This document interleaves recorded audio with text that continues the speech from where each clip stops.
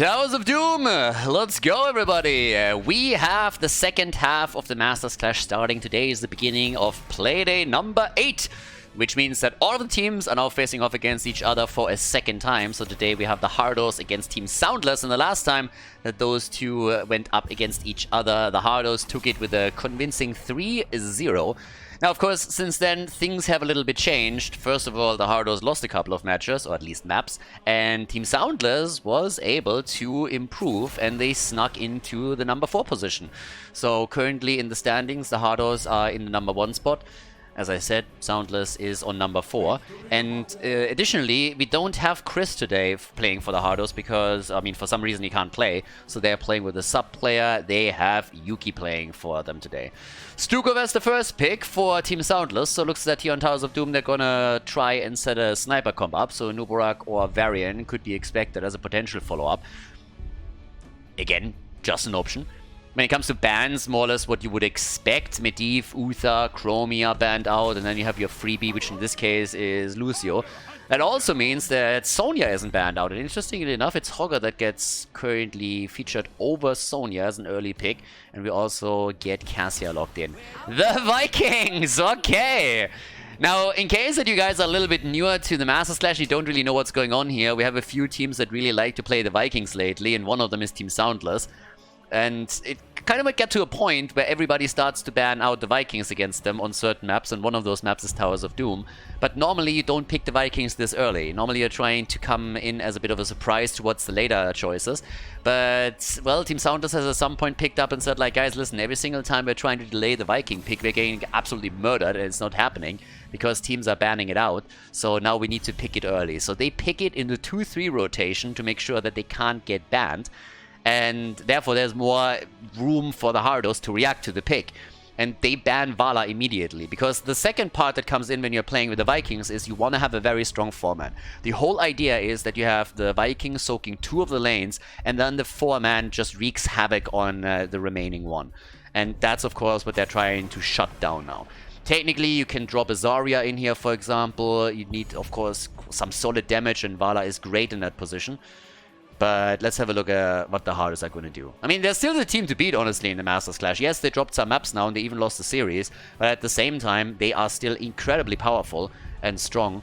And they are going to try today to win this without even dropping a single map to get even further ahead in the standings. Yeah, the way that the point system works is that you're getting a point for every single map that you win, and then also the winner of the series gets another one. So there we have Sonya. So they have Hogger and they have Sonya.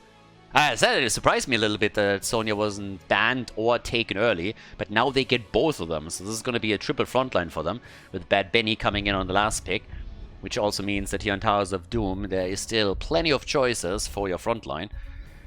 And, well, let's see. Blue team, Liming for NanoP, okay, and Tychus. It's about damn time. Oh yeah, baby, it is. So, last pick for Bad Benny. What do we get today? What is he going to play with? Normally he likes to pick his Varian, but that's not necessarily the best setup for him here. What is Bad Benny going to do? What are we going to get from our bad boy?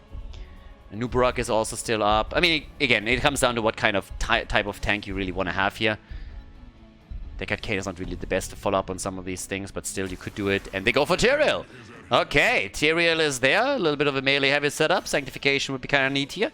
Now let's see what they're going to pull off with this. Towers of Doom kicks us off. The Heroes of the Storm series at the Masters Clash on Playday number 8 starts with our match between, or our map between Team SoundLess and the Hardos, everybody. Let's go. Game number 1, it's Vikings time. Where do they end up this time? Yeah, I can't do that accent. The Lost Vikings played by Hydra for Team SoundLess. We got Farland on Tychus, so Ice Cream is playing Mei, Shamzik on Stukov, and NanoP on Liming.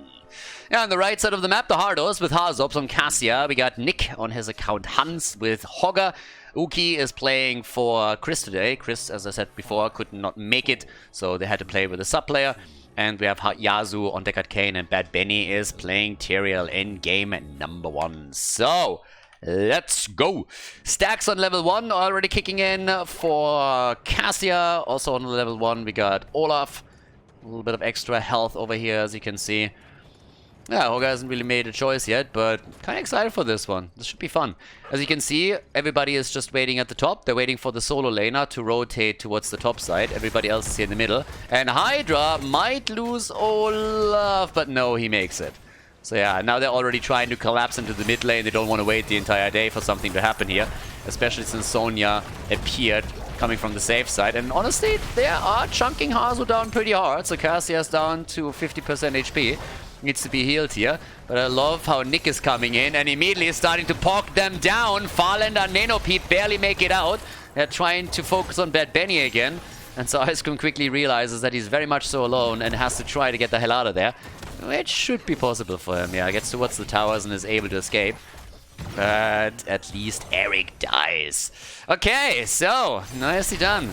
So far, we got our early game set up here. A little bit of solid... Oh, Bad Benny. Hello, team. And boom! Bad Benny. There we go. Tag me when Benny feeds. There we go. Tyrael down. First blood in the game. Yeah, and again, the SoundLess boys are pretty strong. The Russian-Ukrainian team is quite powerful. These guys are doing a fantastic job. And I did not see them come in as the number 4 in the standings, at least at the halftime, when we started all of this. They had the pact as a solid number 5 or number 6, depending on how the match against Team Arthas went. And they won that very convincingly. And also, they did extremely well against Chili Mountain, who find themselves a little bit lower in the standings than they were initially expecting. So kudos to Team SoundLess. But still, they're going up against the top dog over here. Olaf goes down, Vikings are being chased. The early level 4 talent is kicking in already. And with that, we are starting to make our play over here. Yep, Eric is down. Alright. Got at the same time also the bigger they are.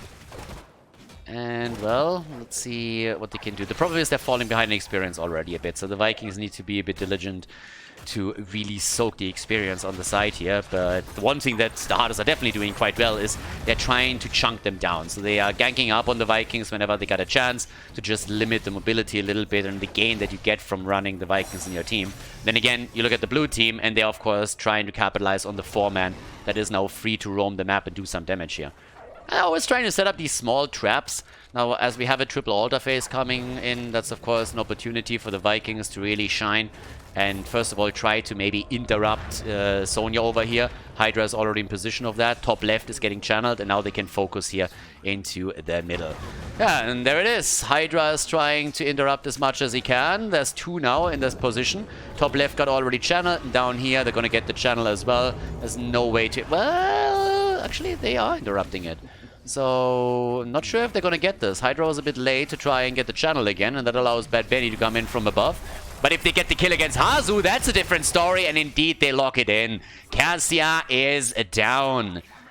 Completely murdered here. Yeah, she disappeared more quickly than Blizzard's passion for HGC, so well done by Team SoundLess. That was a solid kill, and it results in another shot fired. We got level 7 now for the Hardos, so they got the talent advantage, but that doesn't really do anything for them just yet. And Nick is literally put into a corner and gets dropped too.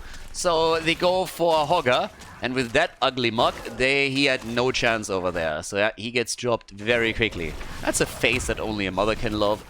But now we have 3 kills to 1. We got 17 stacks already for Hazu, but again, they are falling a little bit behind on map control because they're getting murdered on the map, so there's that. Now, we got Calamity, and that of course helps a lot too. And now they're trying to still control the bot lane. And this is of course the biggest objective, the biggest thing to do whenever you're playing on Towers of Doom. You want to make sure that you control the bot lane.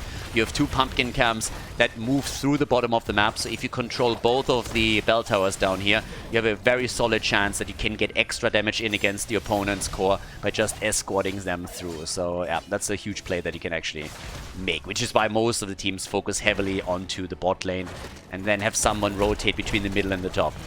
Alright, they're trying to go for Nick, and he might be in trouble here. Yeah, so Ice Cream with a slow, there comes the damage, and Olaf says hello too. Liming goes down at the bottom, but they in the middle, but they still get the kill against Hogger, so it's a trade. Doesn't change the fact that the Hardos are still a bit ahead in experience here, so they're slowly getting towards level 10. Yeah, and off we go. So with that, we now have our little move over to Hardos again. And honestly, Mei is just a fantastic frontliner. If you have a good Mei player in your team, if she does her job well, she can control an opponent so nicely, especially on the rotations, and make sure that she just slows them and gives additional kill opportunities for the rest of the team. So it's very, very solid. And that's, of course, one of those disasters. You have now all the way up at the top. Balog is pushing, and the Vikings are interrupting the channel in the middle. Shamzik, on the other hand, a little bit low, but it's Farlander who dies first. Tychus is down, the shockwave is in, there's level 10. They follow up. Whoa! And it's a big hit. Old man telling stories, and they're trying to go for the second kill, but they can't get it. Like, what the hell? There it is, finally. Li Ming is down.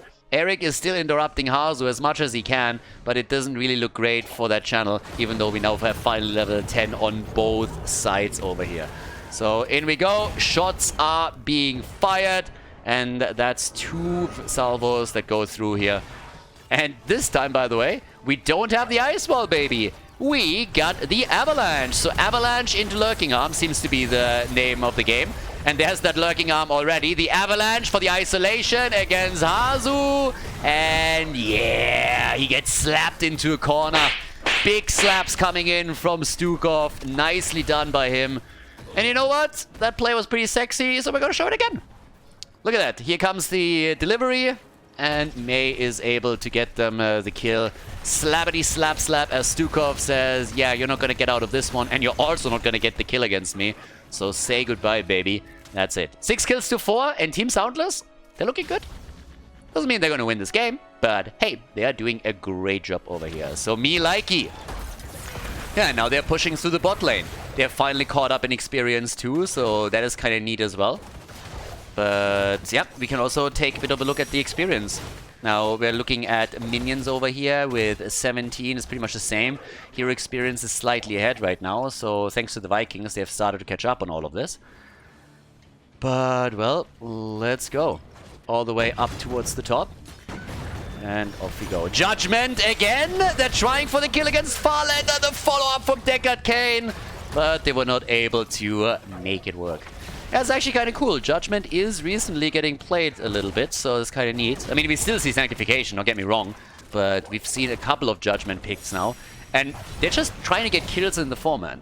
You have Leap, you have Judgment, you have the Shockwave. That's a lot of CC that comes in with heroic abilities that they're just trying to stack on a target.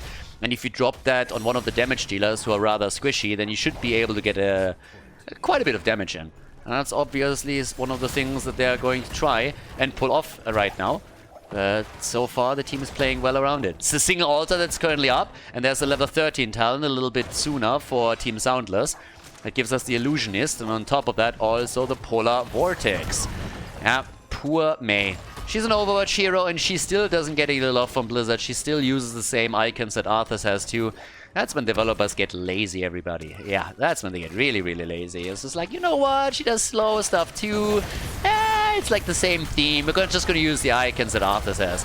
And she sucks at snowball fights. I mean, look at that one. Instead, the leap, the kill, and the judgment. You've been judged, and you did not get away. Oh, Nano B. What? No fucking way. Stukov again, motherfucking MVP. Did you see those slaps come in? Beauty, absolute beauty. That's how you save teammates. Shamzik, you beast. Look at that shit. Here we go. They try to go for her, and then Stukov, slap, slap, slap, straight to the face. No chance for Tyrael to get the kill right away. And then they made, I mean, they really made it happen. Unbelievable. That was awesome. That was really, really awesome. I like it. Okay, so towards the top, what do we get now? There's still Balog doing his thing. We now have 14 versus 14, 6 kills to 5. And yeah, it's kind of getting crazy here. I mean, once again, we have our jump straight up into the next camp. They're trying to make the play for Tyrael. And Tyrael is dead. Oh, he's going to get a lot of reduction here. Yeah, 10 seconds less, but there's the kill! The bounce, Tiger! The big kills in the team fight. Now, they stole the camp away at least. but they were not able to save everyone. No, no, no. There was too much damage coming in, especially, of course, from old boy or old girl Cassia. I mean, check that one out. Look at this. I mean, first the explosion, the leap, then Deckard Cain comes in, does his thing, and they are just crushing. And of course, Cassia with a bouncy comes through too and is able to chunk in with additional lightning furies. And this is the end there. 16 talents on already for them on top of that, of course, too. Yeah, and on the core, it's 24 points, 232. So there's that. Same time, let's have a little bit of a look at the damage output. Our boy Hogger with a 39,000. They want the bell tower, but they're not giving it up that easily, do they now? And of course, Hogger also has enormous amount of siege damage here. It's not quite on the level of the solo laner, which is in this case Sonya. So she's still doing extremely well topside. But you can tell that this is a pretty nice play against the team that runs the Vikings. Shockwave coming out, and he's dead again. Tychus is down, Judgment, and another kill. They're getting those quickly now. Yeah, they are going for big kills here. NATO P survives. I mean, honestly, if he continues like that, he can soon join Destiny's Child. He's a survivor for sure. Mei, on the other hand, she's dead.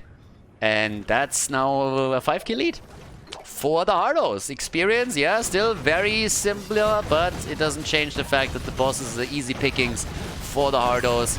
And now they can drop another 4 points off the blue team score, putting it down to 12. Two heroes haven't even died yet. Sonya and Deckard Cain. Yeah. I mean, Sonya, yeah. Nobody wants to get near to her. Sonya is the typical Schnitzelkind. Extra points for people that know what that is. And if you don't, I'll just explain it to you. Actually, I don't. Yuki at the top is going to get the next one. Basically, Schnitzelkind translates into... I guess Cutlet Kid? Pretty much like the whole thing is like you're so ugly that your parents had to give you a necklace with a cutlet or a stake around your neck so that at least the dog would play with you. German jokes, everybody. German jokes. We're very funny. We're funny people. And we're a little bit mean. So yeah, there's that. But then again, you learned something today. Okay, so we got our Largent in charge now. That's kind of nice. I mean, with that you can at least try and get the kill in against one of the backliners, but the way these fights are going, all the CC that we have from the Hardos is just a little bit too much. It's gonna be a bit rough. The triple altar phase that we have now is gonna decide a lot, because with 12 to 32 points, I mean, this is Towers of Doom, you can always come back here, but you honestly need to make a big headway now if you want to have a chance. Yeah, they go again for Li Ming, and this time there's no chance. They unleashed everything on her. There's the kill. The Vikings are also falling. Some of the channels already went through. They went down to the single digits now. 8 against 28. Bad Benny is going to try for another channel. Seems like they're actually attempting to get some of those bell towers first before they channel it through. With Li Ming down, they seem to think that they have an opportunity here. We have Sonya in the middle trying to make her play. And down at the bottom, nah, they go for the channel early. And there we go. 4 points on the core. That means a single boss or simply getting another altar is going to win the game for you. At the pace this is running, even getting some of the pumpkins connected is another way to secure the victory in game number 1. So here we go. We got all the way in the mid lane, one bell tower already converted. And let's see. It's honestly terrifying. I mean, every single fight that we're seeing right now, Yasuo just comes in and drops his ult, connects it with 1 or 2 people, then Hogger follows up with a shockwave, or Sonya jumps in with a leap. We have Judgment as a follow-up. You just can't fucking escape. You need like 50 cleanses in order to get away from that, and well, they just don't have that. So they really countered this extremely well. They went up against Stukov and they just said, hey, we see what you're doing here and we're gonna wreck you. And that's exactly what's happening right now. You need so many cleanses, like, theoretically, to deal with all of that CC, or at least stuns on your own side, so that you can lock those damage dealers out, and they just don't have it. So whoever's the primary target, being it Mei, be it Li Ming, being it Stukov, you get just hit from all sides, and that simply ends your life super quickly. Now on the 20, we got also the Angel of Justice, we got to Respect the Elderly, plus the Infinite Lightning. They're reclaiming some of the bell towers that have been taken. but the last one to come in is happening at the bottom of the map. And of course, with 4 points on the core, there's not a whole lot to do. You look at the boss and it's 1 minute and 30, so still some time. But this one at the bottom could end the game now, and they're gonna set up some traps here. Okay. Here we go, and yep, another pumpkin camp gets taken! And they fuck up Li Ming, big boy style. The kill against Dukov, and that's gonna be the end, ladies and gentlemen. There's just no way to win this anymore. They're dropping everyone. Bounce, bounce, bounce, bounce, bounce, bounce, bounce. Hazu's gonna get that kill eventually, and there it is. Yeah, we're gonna take another look, of course, while the channel happens. Look at Li Ming here. Like, seriously, check Li Ming out. This is exactly what I talked about earlier, that combo. Here comes the sleep, and then boom, judgment, leap, everything. Full-on gangbang on Li Ming. She doesn't like that. She dies. The core goes down as the channel comes in, and that's the win.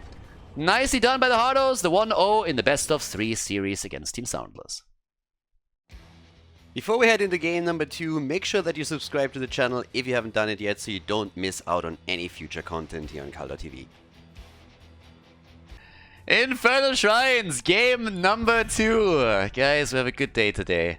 Yeah, we continued a little bit along the lines of Schnitzelkinder, and apparently there's a lot more of those phrases in German that I didn't even know. And it is just glorious. Absolutely glorious. So I'm going to try and translate that, but apparently there's also a bit of a saying that I never heard, and in German it sounds kind of cool. I don't know how it translates, but basically it's like, they're like the pickles on the McDonald's burgers. Nobody wants them, but they're always there. Today is a mean stream. Don't blame it on me. I mean, I started it, fair enough, but I didn't continue it. I was ready to drop it. So, yeah, it's just fantastic.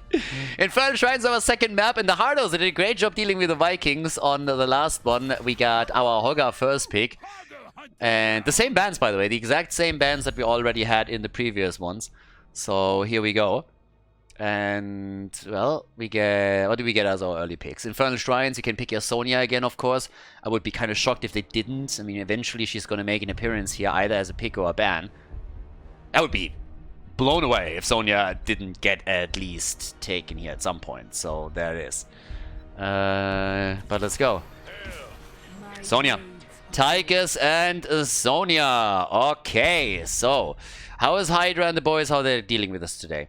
Again, in the first match that the two teams played, best of 5, we had a 3-0 victory for the Hardos. And of course, today SoundLess, they kind of want to change that. Every single map win matters, and it matters quite a bit. So you're trying to at least lock a map win in.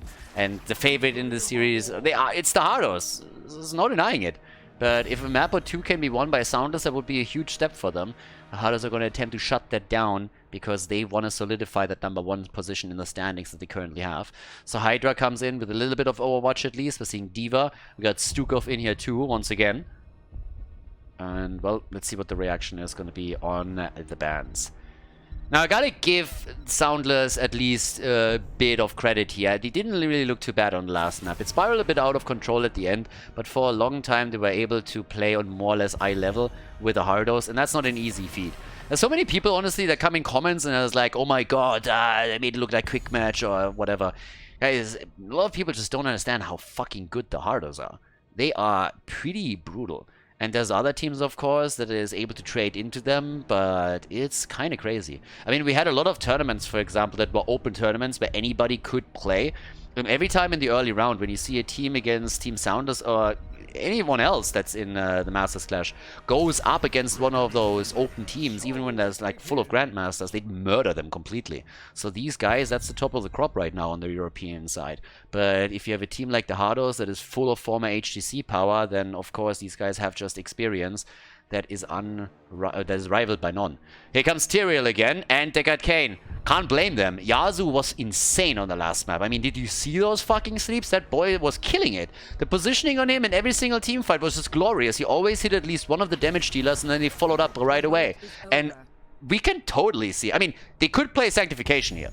But if they play Judgment Leap again with Deckard Cain and Yasuo's able to pull the same crap that he played in the last game, oh boy, are we going to see heroes die. And the problem is again that you don't really have a lot of reliable cleanses over here, so it's an issue. We got Garroshin, we got Cassia now, Deckard Cain and Deathwing for Nick. And with that, we're heading into game number 2. Infernal Shrines, everybody. Let's get the party started. And let's see if the Hardos lock in the second victory or if SoundLess is going to tie the series here in Infernal Shrines. Game number 2, SoundLess against Hardos. Let's go. And we got Hydra on the left side, this time on Diva. We got Nenopi on Cassia, Falender on Hogger. So Ice Cream is playing Garrosh, Shamzik on Stukov. And on the right side of the map, it's the red team with Nick, aka Hans, on Tychus, Yasu on Deckard Cain, Bad Benny on Tyrael, Hazu on Deathwing, and Yuki subbing in for Chris today. He's playing Sonya. Okay, 2-0 or 1-1. We're gonna find out. By the way, somebody said that I actually said it's a best of 3. That's obviously bullshit. So if I said that, then bad Khaldor. Bad Khaldor. It's definitely a best of 5. So, yeah. Anyways, we got on the level 1 talents. We go Grenade with the quarterback here. No stacking for Cassia. The charge strikes instead. And we got the body check over here too. And it's time to party. So, a little bit of a skirmish in the middle already as they're trying to make the play for Hydra. Instead, they're locking a route down into Ice Cream, and it's the barbecue build. Azovs comes in with a Bolt and Flame as Deckard Cain locks the target down, and Sir Ice Cream is melting away, or at least some of his hit points. But yeah, he's still Gucci. Still totally fine. Okay, so now with that, top side, they went for Hydra, and he decides that it's time to halve back here. Yeah, look at this. They're already waiting for a rotation, but it's not really happening. Instead, we have a trap in the middle from the blue team too. So both of them are going for that little play. That's kind of neat. It's all just Chinese bush meta again. As we saw in, what was it, 2017? And the Chinese just set up these traps all over the place. So yeah, maybe today it's going to be successful. The Admiral Akbar strategy. It's a trap! Hazu and his boys are invading hard at the bottom as they're going for the camp, and they get the kill. Stukov, nicely done. He's down. Ooh, and Farlander, yeah, he makes it out. Okay, Farlander is able to escape, but still, the first blood is in. Stukov was the first one to fall. And, yep, get demoted very, very quickly. Okay, so, top side, Sonya, still going up against Diva. It's a rotation of the solo laners between the middle and the top. And the 4-man at the bottom is doing work, especially now with the extra talent kicking in. And it's Ruby again for Yasu as he covers the retreat. They're all just moving back. And of course, that was also the first camp to be taken. So both of the teams have still another camp that they can take. One's on the left, one's on the right side. Bigger they are, kicks in again for Tychus as experience is grabbed up at the top. But the next objective is also going to be announced in another 15 seconds. So you want to get ready and take your own camp. We got on level 4, the rushdown. Yeah, things are shaping up a little bit. Yago range is in. First Punisher is already going to tell us where this is going, at least initially. But on level 10, as we already saw on the last game, if the same combo is being played, then we're going to have a lot of CC. And a huge part of this is because they're playing Stukov on the other side. So they're trying to counter pick that a little bit and deal with his weaknesses. So, yep. Gonna check that out. I mean, for now, it's Hazu and his boys on the camp. Shrine is about to activate. We kind of have it in the middle, and that means that the top camps are going to be super important. And yeah, that is a solid setup. Nobody's attacking that Shaman though, so maybe they are in a position where they can win the lane. But so far, Sonya has done a great job to get them in a better position. Fucking Hogger. I mean, seriously, like, look at this crap. Hogger just hard on the hogging here with the Hog Wild, and here comes the barbecue. Hazu, the molten flame. Explosion is at least gonna buy them a bit of space. And there are 18 versus 17 stacks on the objective, so there's that at least. But the Hogger is just incredible here, and he is doing some solid work, but finds himself on the wrong side of that fight all of a sudden. Yeah, Farlander, not like this. And he goes down, but they might get the objective. They're at 34, 35, 36. They're so close. So Ice Cream goes down, but they have it. They might lose Hydra now too, though. So at least they lock the objective in, but it seems like the pilot is also going to get dropped. Shamzik gets away. Pilot down. Oh, Nick! With a big grenade! Did you see that? Damn!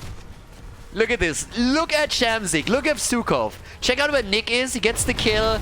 And then, bam, there it is. Now, that was a great kill, but at the same time, I also have to say that was a bit of a mistake here by Shamsik. I mean, where is Tychus gonna throw that grenade if he gets it? Towards the fountain, of course.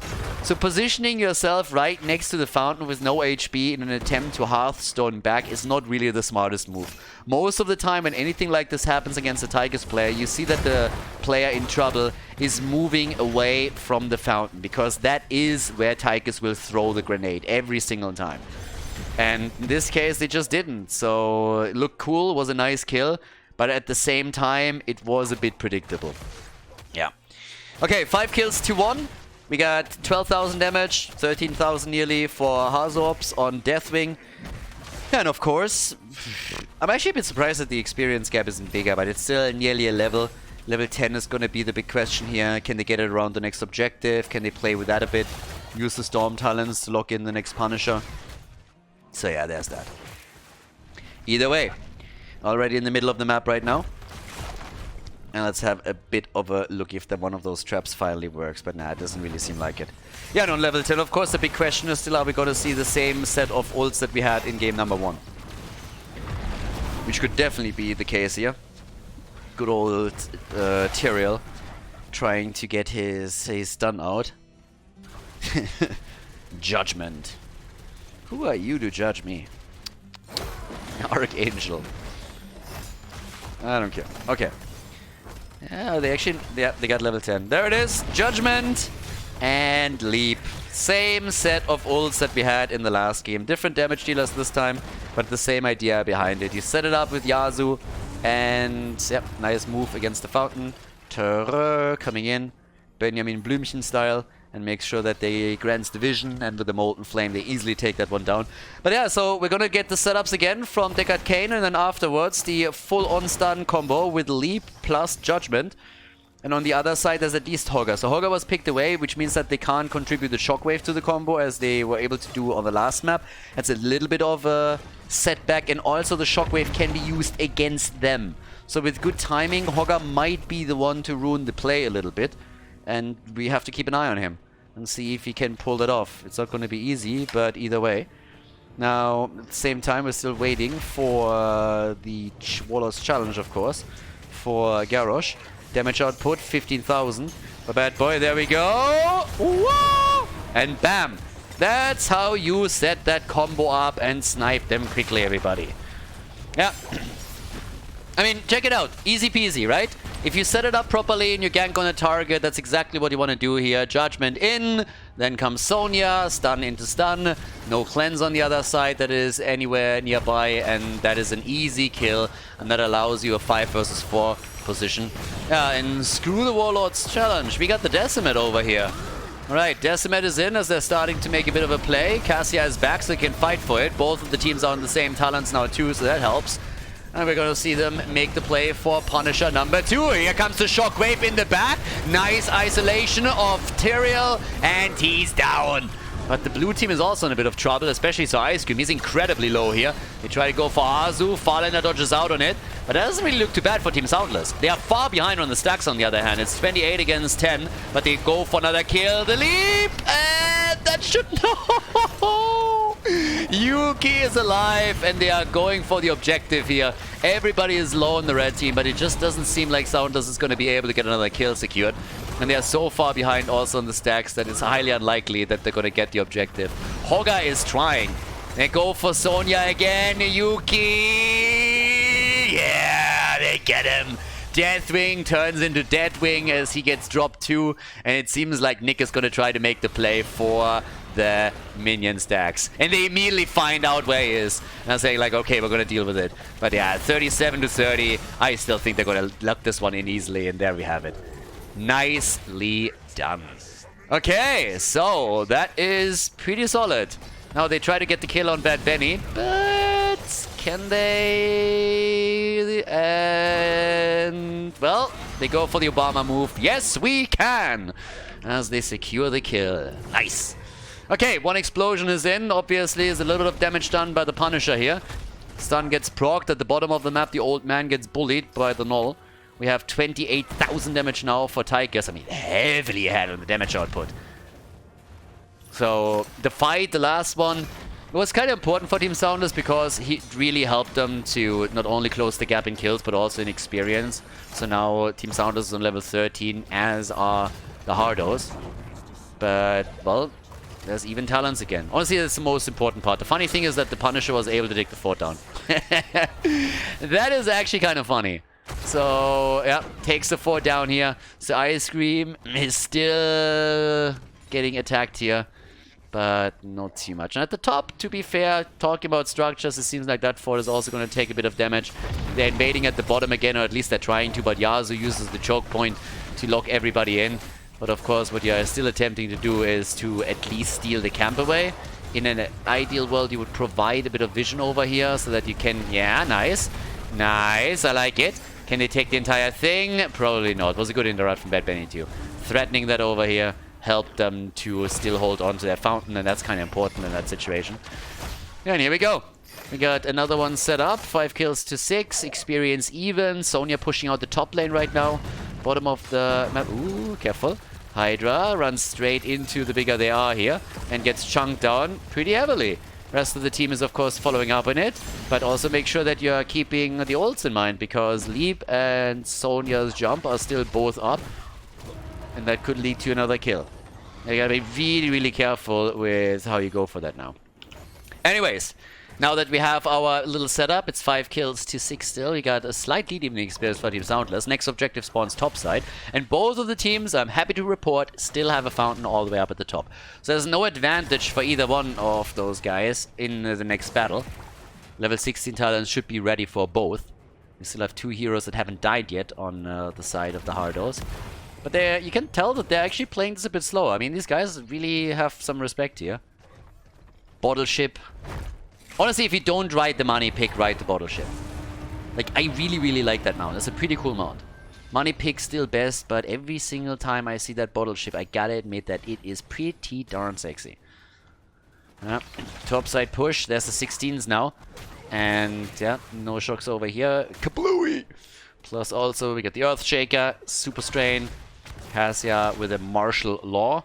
And apparently, they're gonna try and make a play for the camp that hasn't been taken yet. It's a big choke point to engage into, though, especially with Yasuo on the other side. I would be very careful with that. But they are posturing topside. So, Hans down here. Nick, that's the stun! And he just committed Sudoku. I mean, there is no way he survives this. Nice counter kill attempt here. They're gonna go for the Ice Cream. He might be saved by Shamsik, and indeed they keep him alive. But that was a big one. Nick with a huge Sudoku move on the other hand. No chance for him to survive this one. I mean, he literally just walked into the 5-man and started to solve a math puzzle, and it didn't really go his way, as you can imagine. So they had everything on him. I gotta be fair though, it looked for just a second like they might be able to save him, but no. And the first thing that happens, if you look at the minimap, the Hardos are immediately splitting onto the lane. They're realizing they won't be able to win this, so instead they're trying to find some value at the bottom of the map where they're gonna go for the fort. And that should honestly trigger a counter-attack. I don't like that they're trying to defend. Defending is not gonna work. They should have counter-attacked the top and taken this. So now they are ending up losing a fort, and they could have done a bit more here. There's only 2 of them. Cassia comes in, but it's still gonna be an advantage for the Hardos. So I'm not really too sure how this is gonna go for them. There's the leap, and well, the explosion! No, it's still Garrosh's end. Garrosh dies. Here comes the attempt to go for Nano P. Cassia! But Bad Benny is down. Is he gonna get the explosion kill? Yes, he gets it.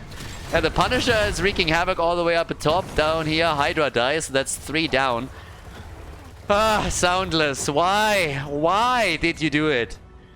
Now, it's not the end of the game, it's not the end of the world. You're still in a position where you still get value out of your Punisher, but that was unnecessary. And Farlander, if he... Okay, Shamsik saves him. It was kind of unnecessary. And it was also a bit telegraphed. Again, they should have just counter-pushed the top side and pushed towards the keep already. So as it happens, yeah, now a bit behind and struggling. But yeah, off we go. With that, we select the defense top side. Yuki is doing his thing. and everybody else is just busy taking camps. Because of course the Hardos, they have a bit more map control now that they can use to take those camps, put pressure on the lanes, get some extra experience. It's a 5 versus 5 again. There's still a bit of a lead now in XP for the Hardos. That was a problem for SoundLess. I mean, they were hoping to force a fight at the bottom and then go for the battle, take it, and then push with the objective, but that was just a bit too greedy.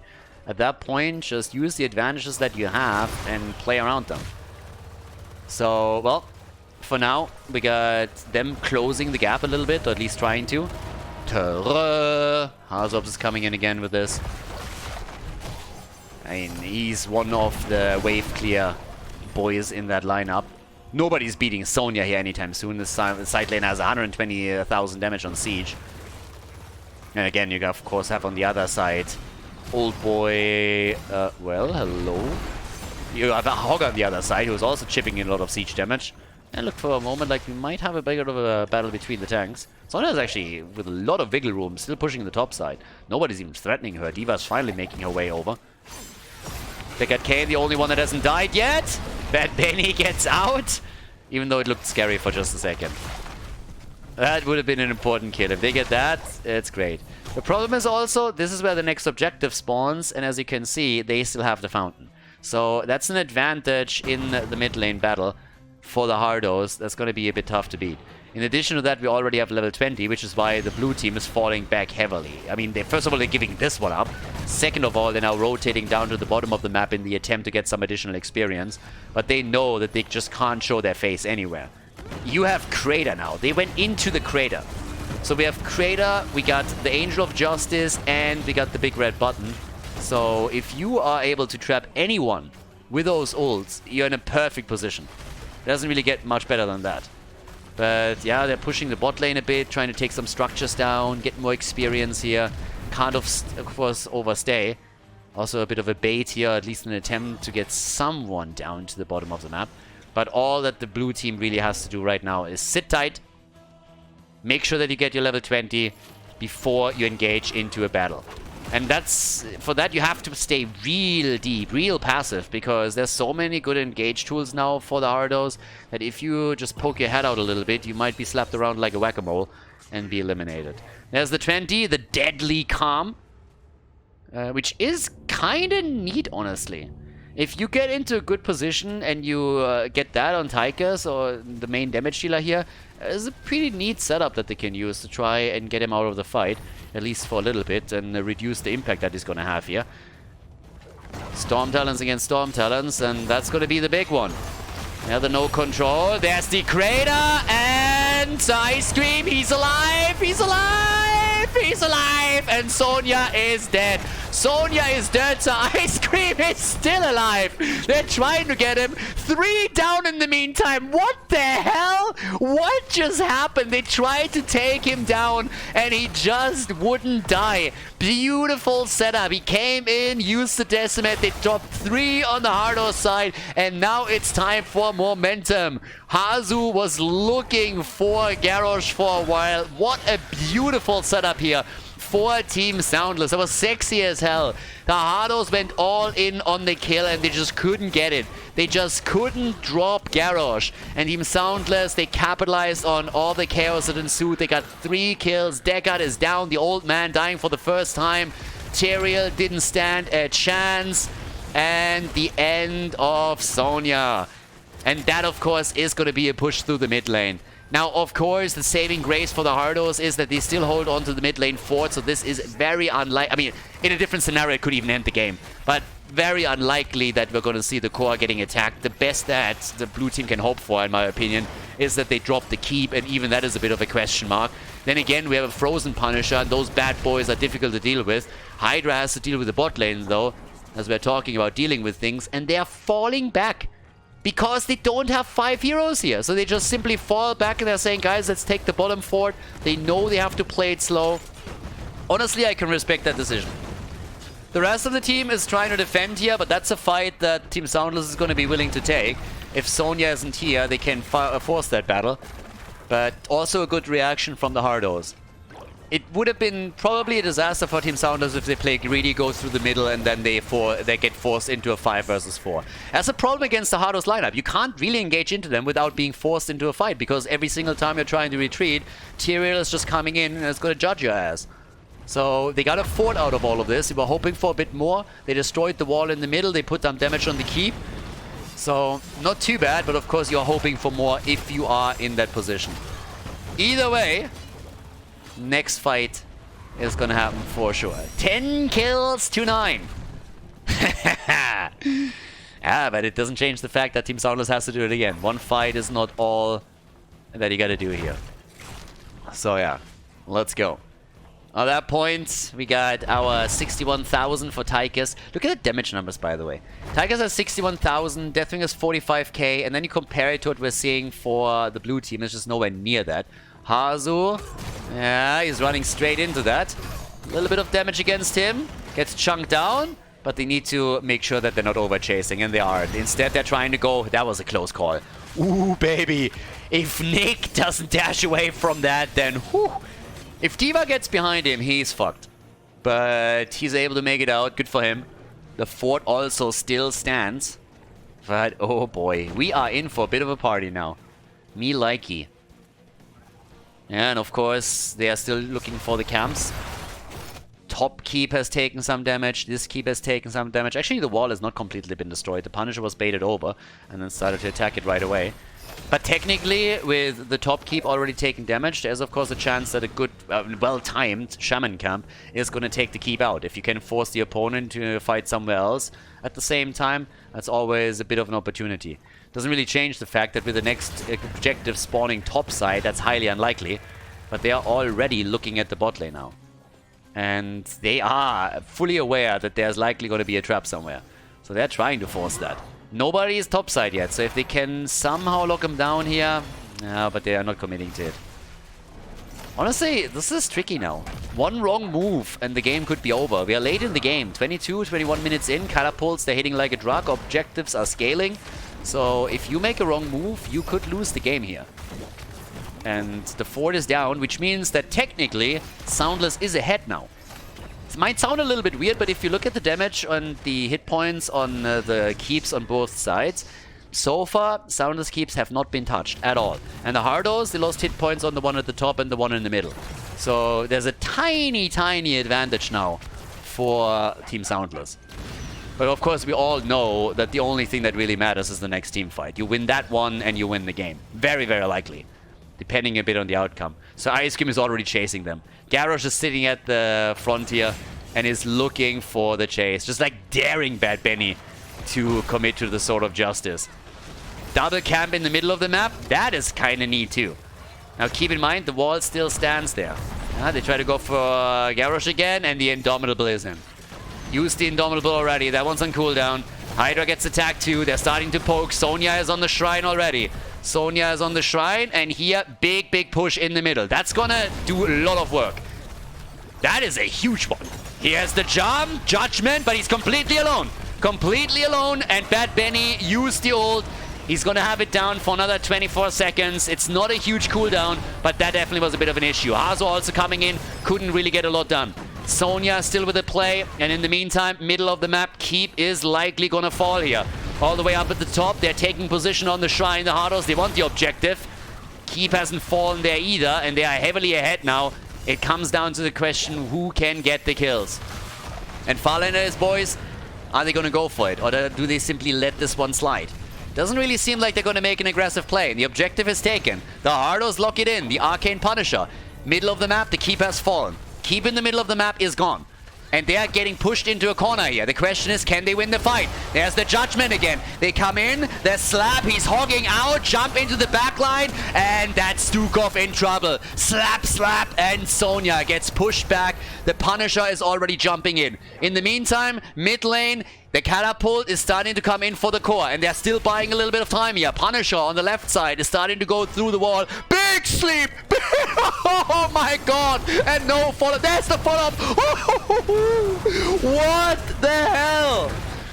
The kill against Hogger. The core is falling though. The core is starting to slowly fall. 81%. Top side. They stop both of them. No. Oh, they're gonna kill them both. Slowly but steadily. Punisher is doing work. The camp still going for the core here. Up at the top. Nanopi is trying to get away. Stukov. He's not gonna make it. And Sonya is moving over here. Check out that setup. Check out the setup here. Bam! There it was. The big sleep. Yasuo might have just won them the game. Yasuo, insane. An insane ult. The core is down to 56%, but can they defend their core? There's only 2 survivors. These 2 are playing Ring Around the Rosie here. Shamzik knows that he can't get back anytime soon. So Cassia is the only survivor. The leap is already in. The rest of the team is going to be back soon, but I don't think they're in time to do anything about it. What a finish. What an absolute finish. Incredible. It might not be over yet. Well, Tychus, can they take Tychus down? That's the question. They're going for Sonya. There's the judgment. There's already the attack. Nah, they're gonna end here. They're gonna end. Sonya is down. Well, Tychus is dead too. 20%? 20%! Bad Benny, the explosion! The explosion! The explosion! No! 9%! Yasuo, the old guy! Oh, 1% on the freaking core! Are you kidding me? Are you fucking kidding me? Insane! They cross the map. Yasuo trying to come in with a stick. He drops it down to 2%. And now Team SoundLess on their way to victory. It is fucking insane. 1% on the core. They come in and they pull it off. The defense is there. And Team SoundLess is able to take a map of the Hardos. Unfucking-leavable. What a finish in game number 2. Oh. Holy shit. Oh my god.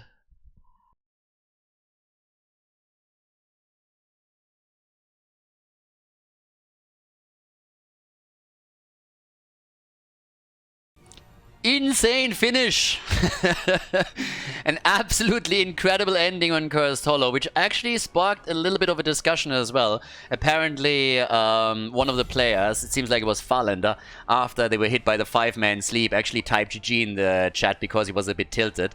And there seems to be something in the rules that the team can surrender, but as the admin quickly assured everyone, it only is the case if the captain, the team captain, actually calls out GG. There was no real discussion about it. It was just like mentioned. Hydra immediately said like, guys, I'm never gonna surrender. And I'm sorry if there was any confusion. He told the rest of his team members if they type in chat to only write him to make sure that it's not like all chat, but that he's actually writing everybody. So there wasn't really a huge discussion or anything, just in case that somebody is asking like, hey, did the Hardos really try to get the win this way or whatnot? But that was at least a little bit confusion about it. But yeah, no big problem there. Towards the end, of course, absolutely crazy that they weren't able to lock that one in. But good for Team SoundLess. Honestly, until that 5-man sleep happened, it really felt like they were the ones to pull it off because they had this massive push in the mid lanes. That was great for them. Now we're heading into Cursed Hollow, and that was also the map choice of Team SoundLess. And of course, the first thing that you're going to do against them, especially after game number 1, is you ban out the Vikings. So that doesn't come as a surprise. The one hero that has not been banned, that normally was banned in every single game so far, is Medivh. So Medivh is up. And, well, here we go. We got Sonya and Cassia both locked in. Hogger is the first pick, Sonya immediately on the other side. Very much so the theme that we have now seen in all of the games in this series. And honestly, it's pretty much happening in most of the matches that we have these days. So, yeah. We got Cassia up in the first position. And the double pick for the Hardos. Are they going to drop a Medivh over here? Or what are we going to see from them? Could even go Medivh Diablo. Go for the ley line. Alright, Diablo and the green target practice is in. Brightwing gets picked. And the Medivh ban. Yeah, now that you see Diablo, it's a bit of a bait too. The Hardos know fully well that if they pick Diablo here, that Medivh would be the next ban, because what else are you going to ban? Once you see Diablo and you're like, ha, Medivh is open, Leyline Epoch, not on my watch. It's a late ban, but it's happening. So they valued either Brightwing higher than Medivh in the setup, which I don't really believe they did. Or they just simply said, you know what, we're going to pick it this way, and then we're going to bait the ban on Medivh so they can't ban anything else. Stukov gets banned, so after being played twice in a row, he's out. The Admiral is off. And yeah, what do we get from the blue team right now? I mean, there's still a couple of really nice options also on the red team side. I would love if we get for anyone here, for example, an Abatha as well. It's not only that you can play Vikings on Cursed Hollow. They could go for the... Yes! There we go! The slug is in! Nice! I like it! Abatha, everybody! And Sir Ice Cream is playing Varian. So we got possible targets for the symbiote, Sonya and Varian. Maybe even the Hardos were thinking about picking Abatha for themselves. Now they have to deal with it. And of course this is a perfect map for the little slugger, so they can do that. And, well, let's make it happen. Here comes Jimmy and Jaina. Yeah, Jaina is actually back these days. She was played, was it Maka? Maka in his team? Chili Mountain that went real chilly with Jaina? I don't really remember. Or was it even the Hardos? But yeah, we saw Jaina a bit, and it was honestly kind of... had a pretty big impact. Was nicely done. And with Abatha, of course, you have a much better argument for playing Kharazim, because Symbiote with Kharazim is just fantastic. You can chase targets down 6 days to Sunday, and he capitalizes on everything that Abatha brings to the table. So that's also a really nice change in pace when it comes to the supports here. Ladies, we have Game 3 coming up. The series is tied, Hardos against Team SoundLess, so let's jump straight in. Cursed Hollow, map number 3. Game number 3, it's happening! A big step into the right direction for Team SoundLess as they were able to win the second map. It's a tied series, and even if the Hardos are now steamrolling this one, this is already a bit of a victory for Team SoundLess. This is an important map win against the strongest team in the league right now here on the 8th Playday. Hydra playing Sonya. We got Nenopi on Abatha, Shamzik on Kharazim, Farlander on Cassia, Sir Ice Cream is playing Varian. And over on the right side of the map, the Hardos with Hazorps on Reyna. We have Yazu on Brightwing, Nick on Jaina, Bad Benny on Diablo, and Yuki on Hogger. And honestly, guys, last game, crazy. So if you're watching this on YouTube, make sure that you hit that thumbs up button, because that was pretty epic what Team SoundLess pulled off over here. And yeah, it was just absolutely fantastic. By the way, we also unlocked a new feature on YouTube. So apparently you can applaud videos now individually, which is honestly kind of nice. It's a little bit better than this join system that YouTube had for a while there, where you can pretty much subscribe to a channel. So if you like any of the videos in the future, that's one way of supporting the channel. And yeah, if there's a certain game where you like the commentary and everything, then check that out. So the feature has been unlocked. I hope that it shows up underneath the YouTube video, but once we're there, you can have a look. But yeah, great game so far. Massive Clash continues. We had a fantastic first half of the season. Now we're sitting here on half number 2, Playdate number 8. And it is a pretty sexy setup that we're seeing from the two teams here. Honestly, the games were good before SoundLess won a match or map, but it's getting even better now because there's extra pressure on the Hardos, and Hydra and his boys should be pretty elated about what's happening here. Level 1, we got the Exterminator. This is a map where you have 2 bosses, so you can play Exterminator here pretty easily. Normally, these days, we don't see the talent anymore outside of Battlefield of Eternity. Honestly, Exterminator was all over the place. It was a talent that was absolute garbage, then it was fantastic on Battlefield, then it became the standard on any map out there because Blizzard started to tinker with the ace in the hole too much, and then, I mean, first they nerfed it and they buffed it, and it was absolutely madness. But now we're in a position where you mostly see Exterminator taken on Battlefield of Eternity. This is a double boss map, so you can definitely play it here, especially since they have a second damage dealer with Jaina, so that helps. The problem if you're playing with an Abatha is that in the early stage of the game, you don't have 5 hit point bars in teamfights. So later on, when Abatha gets his ultimate evolution, that makes things a bit easier to really fight through them. You have, of course, advantages in macro, since you can control the maps a little bit better and soak the experience up, which is always nice. But you can tell that the red team is now trying to capitalize on this lack of an extra body in these teamfights by pushing with their camp hard and trying to invade as much as they can, do some structural damage early on. In an ideal world, what you're trying to do is you win 2 of the tributes before level 10 hits, have a 2-0 lead, and then you try to fast forward all of this a bit with an early experience lead, grab level 10, get a solid curse against the Abathur team. So from the Abathur team's perspective, what you're attempting to do is you're delaying tribute grabs of the opponent's team. And if you can lock one in yourself, then of course you're Gucci, because your opponent won't be able to use any potential level 10 advantage to get a curse. So there's that. But either way, Abathur is already positioning himself down at the bottom of the map. You're most likely going to see him in a spot where he also starts body soaking whenever he helps the team out with the symbiote. And here they're going to attempt to interrupt as much as possible. That was a nice stun though, but still Nick moved away. So that gives them a bit of extra time. Yeah, next interrupt is already threatened. And in the meantime, Hogger was playing it out with Hydra here. So Hogger against Sonya, the side laners with the pressure. But here's the interrupt again. And honestly, they're doing a great job already. Just try to buy a bit of time. Make sure that eventually you're going to get your own level 7. So this is a neat move that we're seeing. Abathur is helping out in the middle, by the way. And they nearly got a kill against Hogger because of that. The fight at the top is also coming through. Shamzik could try and move in. Abathur is helping out. And they are fighting for this for a long time. And see what happens. Hogger has to move down to the bottom of the map, because all of a sudden Abathur is murdering this one. It's not only everything that happens here. Oh, the green target practice is the first blood in the game, gets taken down at the top. But Abathur is pushing the bot lane and is now helping out with the symbiote. And maybe even he keeps Hydra alive. Another nice move though from Bad Benny. And then Nick follows up, and that's a kill in that position. Well done. Yeah, at this point, we still see him just hogging around here. Yuki is doing a great job, but Hydra is a bit low, so you need to be careful with this. And here we have it. Another little move. First tribute is taken, but we're already on level 8.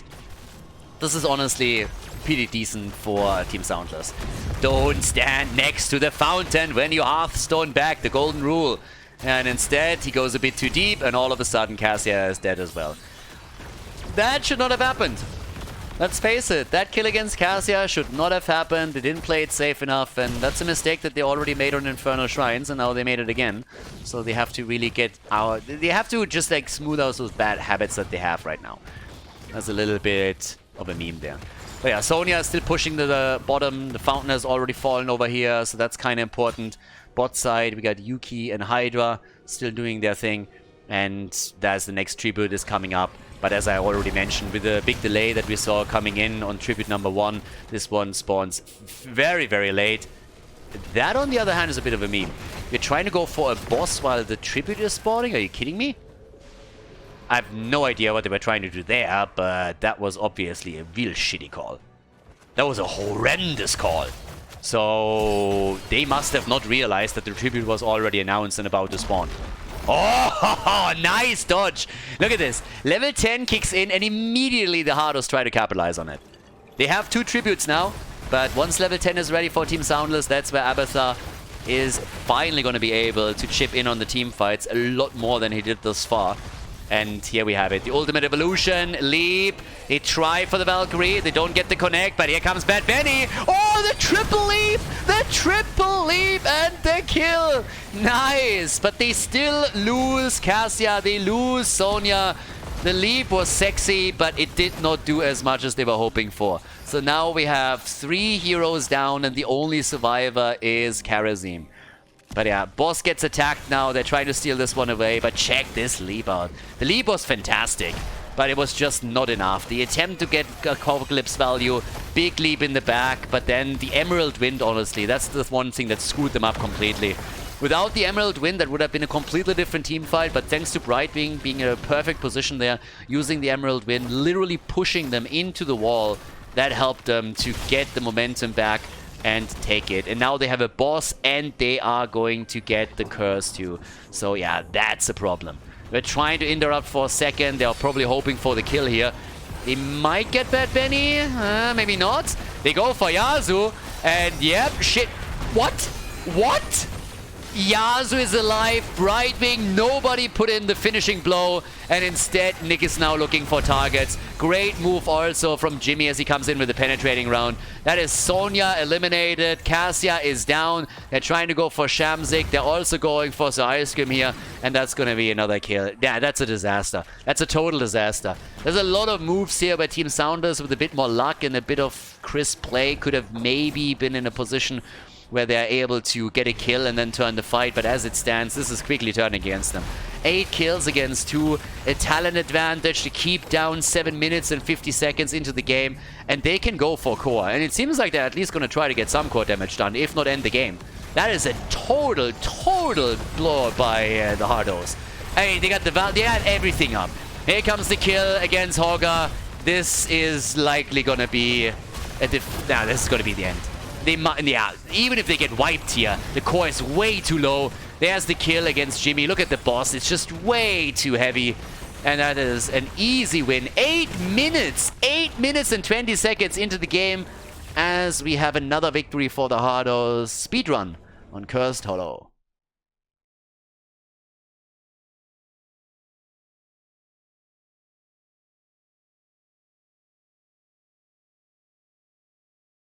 Speedrun, baby! Battlefield of Eternity is our 4th map, as the 3rd map was decided very quickly in favor of the Hardos. And honestly, it was Brightwing that won the entire game. Yep, gotta admit it. That team fight, the leap, was absolutely fantastic that we saw from Sonya. That could have backfired very quickly against the Hardos, but Brightwing was in the perfect position, used the Emerald Wind, literally pushed them up against the wall. 3 heroes die, and what happens afterwards? The Hardos, they take the fort, they take the boss, they go for Curse, and there's so much momentum, it turns into an avalanche, and it buries Team SoundLess. They didn't stand a chance there anymore.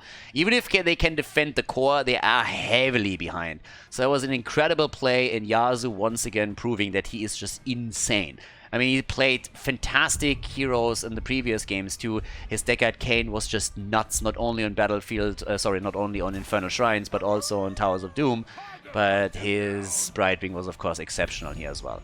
Same bans that we had in game number 1 and game number 2. So we have the bans on the supports again with Uther, Stukov. Sorry, this is in game number 3. They are still switching Medivh for Stukov, as you can see. Which technically would give now an option for the Hardos to play with Medivh if they want to. I really hope that with the next patch that we're eventually going to get, Blizzard is finally addressing at least Uther. I mean, hell, it's about time. Rexa gets locked in, and we get Sonya. So still that little interplay between Hogger and Sonya, definitely the 2 top side laners. Also 2 heroes that they should address in the next patch a little bit. Doesn't mean that you have to nerf them into the ground, but it would be kind of good for the meta on the side lane if they would at least play around with them a little bit and make some small adjustments so that other heroes are more viable there too. But either way, we got Li Ming in. NanoP plays a pretty solid Li Ming just in general. And here in Battlefield of Eternity, she of course gets extra value because she's fantastic for those stalemate situations where you just like fire combos over against the opponent's Immortal and they have to make a decision if they want to let the damage go through, if they want to soak it with the hero. Either way, Li Ming finds value. Malfurion is in, and here comes the ban on Dibbles. No Diablo this time, and the Tyrael ban. Now that they're seeing Sonya on the other side, they're thinking, hey guys, if you go into that Judgment Leap bullshit again, we don't want to deal with that. So yeah, that ain't happening. But we got our double pick, so off we go. There's still a chance for Medivh. I don't really think so. Not with the lineup that they're already playing here. That would really put them short a bit on one of the critical roles that they need here. But with Rexa, you already have a stun. If anybody comes in on the front line with another one, then you're already Gucci, and that's exactly what we're seeing. Nubarak gets quickly taken, so we can see the Nubarak engage with Misha providing a second stun. Sonya then can go for Wrath of the Berserker. Doesn't have to go leap here. Can still, of course. You got the baby face, Anduin gets picked, so he can go straight up and pull targets out of the fight if need be. So even if there is now a pick on Varian on the other side, that's not going to be too shabby, because whenever Varian drops the taunt, you can save the target. Varian can, of course, easily play this with Malfurion, and the root is a follow-up. But you can also do the same thing, or a similar thing, at least, with Garrosh. And here comes the Thrall pick. Leaves us with the last one, everybody. So, what can they do? What is Nick gonna play in this one? They still need the range damage dealer, and they don't I mean, what are we going to get from them here? Is it going to be another Tychus pick for them? I'm going to try and chunk them down here. Where's Cassia? Is Cassia banned? No, Cassia's also up. Oh, okay. And it is Hanzo. A bit more mortal damage for them. Honor! Alright, Battlefield of Eternity, game number 4. The Hardos could make it happen. Let's see if they can pull it off. Ladies and gentlemen, the Hardos against Team SoundLess. Prepare yourselves for battle. Alright, we will. SoundLess against the Hardos. The lead for the Hardos, of course, but at least one win for the blue team. And Hydra coming in with a Trolling Thunder on level 1. We got Liming, played by Ninopi, so Ice Cream is playing Garrosh. Farlander on Hogger, and Shamzik is playing Malfurion. On the right side of the map, Yuki is playing Sonya, subbing in today for Chris. We have Hazops on Rexa, Nick on Hanzo, Yasuo on Anduin, and Bad Benny is playing Nubarak. The bold strategy, always better than the bald strategy, even though I think I pull it off quite nicely. But either way, down here we have another strategy coming in, and that's the good old kill them before they kill you strategy, and it seems to be working. Hogger goes down, and that's an early first blood for the Hardos. Neat. They're gonna like that. On the level 1, we got the Ether Walk, we got the Journeyman cooking once again. And I gotta say, that is a very, very early first blood, and therefore also pressure on the bot lane that results in some of the outer structures taking at least a bit of damage. Yeah, top side, our 1 versus 1 with Thrall against Sonya. The War Chief is coming in over here. And Bad Benny is waiting at the side, hoping, of course, that he is able to get a quick setup for the rest of the team. Gets the stun connected, Misha follows up, you know the drill, we talked about it during the draft. And they are hoping that they can lock it in again. But team fights are going to be happening here, and it's a lot on Ninopi. I mean, there's more damage healers, of course, on the blue team, but Ninopi is the one that really has to try to go for the resets. And they're going for the bear abuse here. Oh, yeah. Easy kill. Misha down. That's always a sad moment. And Hogger is still pogging it up over here. At the same time, Bad Benny is starting to annoy Thrall. Thrall was trying to move down to the bottom of the map. That's a move that you actually see a lot. And they are trying to delay him as he's moving back topside. This is a pretty interesting interaction. So what happened here? Hydra decided that he would move down. Why would he do that? Well, if you are in the one-on-one lane and you push the lane out, what you oftentimes are going to try and do as those camps at the bottom spawn is you're rotating down to help your team out, turn it into a 5 versus 4 and help them steal the camp. That's the idea. But as Thrall was on the way, the kill came in, and all of a sudden, I mean, the entire situation developed in a way that instead of going for the camp, the Hardos just simply said, you know what we're going to do? We're just going to try and intercept Thrall. They couldn't really get that done, but they still slowed him down and were laying a bit of a trap for them that allowed Yuki to push the lane out, and so there was a bit of experience that was lost by the blue team. Now, is that the end of the game, of the play here? Not really, but if you make a couple of these plays over time, then eventually you will take a significant lead in experience. And right now it's just a tiny lead, but you make that play a few more times, you get maybe a few more kills in, and it might translate into you having a talent advantage when an objective spawns that you're heading into the team fight. So there's a lot that you can do with this. Yeah, there's also a lot that they can do down here. They're trying to go for Hazops. Beautiful triple stun from Bad Benny though. But still... Yasuo again. Anduin is, honestly, he's a fun character to watch. He's a shitty character to play up against if you have a good Anduin on the other side. It's incredibly annoying because every time you think, oh my god, we're making the play, the stuns are coming, this is perfect, and then Anduin comes in and it's just like, nope, not on my watch. So instead of getting a kill, he easily can move away from this. They're trying to turn on Yasuo instead, but here comes the Misha stun, the follow-up. A flip against Yuki, so Ice Cream is a little bit low and seems to be able to make it out here, yeah? Good heals also from Shamzik, of course. He has his hands full trying to keep everybody together, but instead it's Hogger that gets isolated again and they take him down too. Nice. Yeah, well played. And that, of course, opens up the halftime show so they can go in, drop the Immortal to 50% HP and trigger the repositioning, which is exactly what happens. After the speedrun that we saw in Game 3, you can tell that the Hardos want to end this one. Yeah. And that's also a good position. He can simply raise this one down.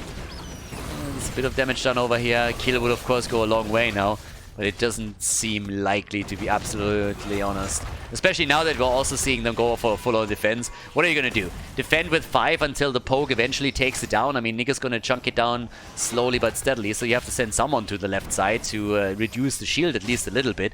And it's not really happening. The entire game plan of Team SoundLess seems to be posturing around the Immortal and trying to get a kill. And as long as Bad Benny isn't inting, he shouldn't get that kill. He got poked low, but they are chipping away at the HP. Bad Benny, I mean, he provides a stun, but if he gets a bit too close to the action now, it's over. Yuki comes through with Sonya though, slams it out, and well, that's a pretty big Immortal. Level 7 is also available for the Hardos, so that Immortal with a massive shield is gonna do some serious damage down here. Honestly, that's an opportunity to take the fort down. Normally you don't see a lot of that happening, but that is a solid opportunity to take the fort. The only thing that the blue team is going for themselves now is that they have a 5-man at the bottom of the map, but that also means that Sonya is going to get value up at the top. So, yeah, bit of a flank attempt by Sir Ice Cream. He's going to wait for a target, but this is still dangerous. Yeah, Garrus coming in, and he goes for Misha. Yeah, I mean, she's dangerous, but instead Sir Ice Cream is all of a sudden in trouble. Yep, and Garrosh is melting away like so ice cream in the sun. Thrall gets also killed, and that's the end of the fort. Yeah, bit of a desperate move here, but boy are they in trouble now, because that means they're 1.5 levels behind, and they're losing way too many structures way too quickly. It's not only the bottom fort that has fallen, very likely the wall is going to take some solid damage, and now top side, this wall has been destroyed, fort is in trouble. Now Hogga is trying to defend, but this is such a fantastic opening for the Hardos. They're gonna get the level 10 soon, and yeah, it's a bit crazy. The Hardos definitely found their stride. Game number 3 was, for them, I suppose, a bit of an unfortunate setback. Game number 2, apologies. But here they're doing very, very well. So now, all the way up at the top, Yuki. Yeah, he might have just screwed up. Yeah, he definitely screwed up. That should be a kill. The body block slows everything, and that's the end of Sonya. A step into the right direction. Maybe a little bit too little too late, but that is going to help. And it comes at a good moment in time too, because now we have level 10 available for the Hardos. And since Sonya is still dead, that means that blue team doesn't have to be too afraid of that heroic ability just yet. But we got the arrow out. And the question is, of course, more, what is Sonya going to take? Are we going to see Wrath of the Berserker here? Or no, it's Leap again. They're going for Leap once more. Especially here on Battlefield, we've seen a lot of Wrath over Leap. But we have the aggression. And that could be a Hanzo arrow into a Sonya Leap, or just the Nubarak setup to give Sonya a chance to connect it. And still, SoundLess is, of course, trying to come in and get that level 10 for the next fight. They got some time here. Hogga's at the top. Only has to deal with Rex and Misha now, and this should be an easy level 10. They got 18 more seconds. They can even go for the camp. Anduin hasn't taken his just yet. Quick check from Sir Ice Cream to make sure that nobody is sitting in the bush here trying to set up a trap against them. And there we have the heroic abilities for the red team. The Earthquake is in. The Shockwave comes through, of course, for Li Ming. Honestly, Li Ming could have gone for Disintegrate here against Nubarak's Cocoon. That's some traditional play that we're seeing. So they need to burn that down very quickly without her, since she went into the Wave of Force. For the gameplay, or for the playmaker potential, that's definitely a good move. But that means that Nubarak is going to get a lot more value out of his ult than he usually does. Hydra already had to capitalize on his Earthquake to get out. Cocoon is also eliminated. So Ice Cream, they're going for it. Yeah, but instead, it's again the save through Anduin. Garrosh with a great play here initially, but then, of course, Anduin ruins the day of the War Chief. And Anduin is so annoying. Honestly, it's not even Anduin that's annoying. Let's just face it, Yasuo is annoying.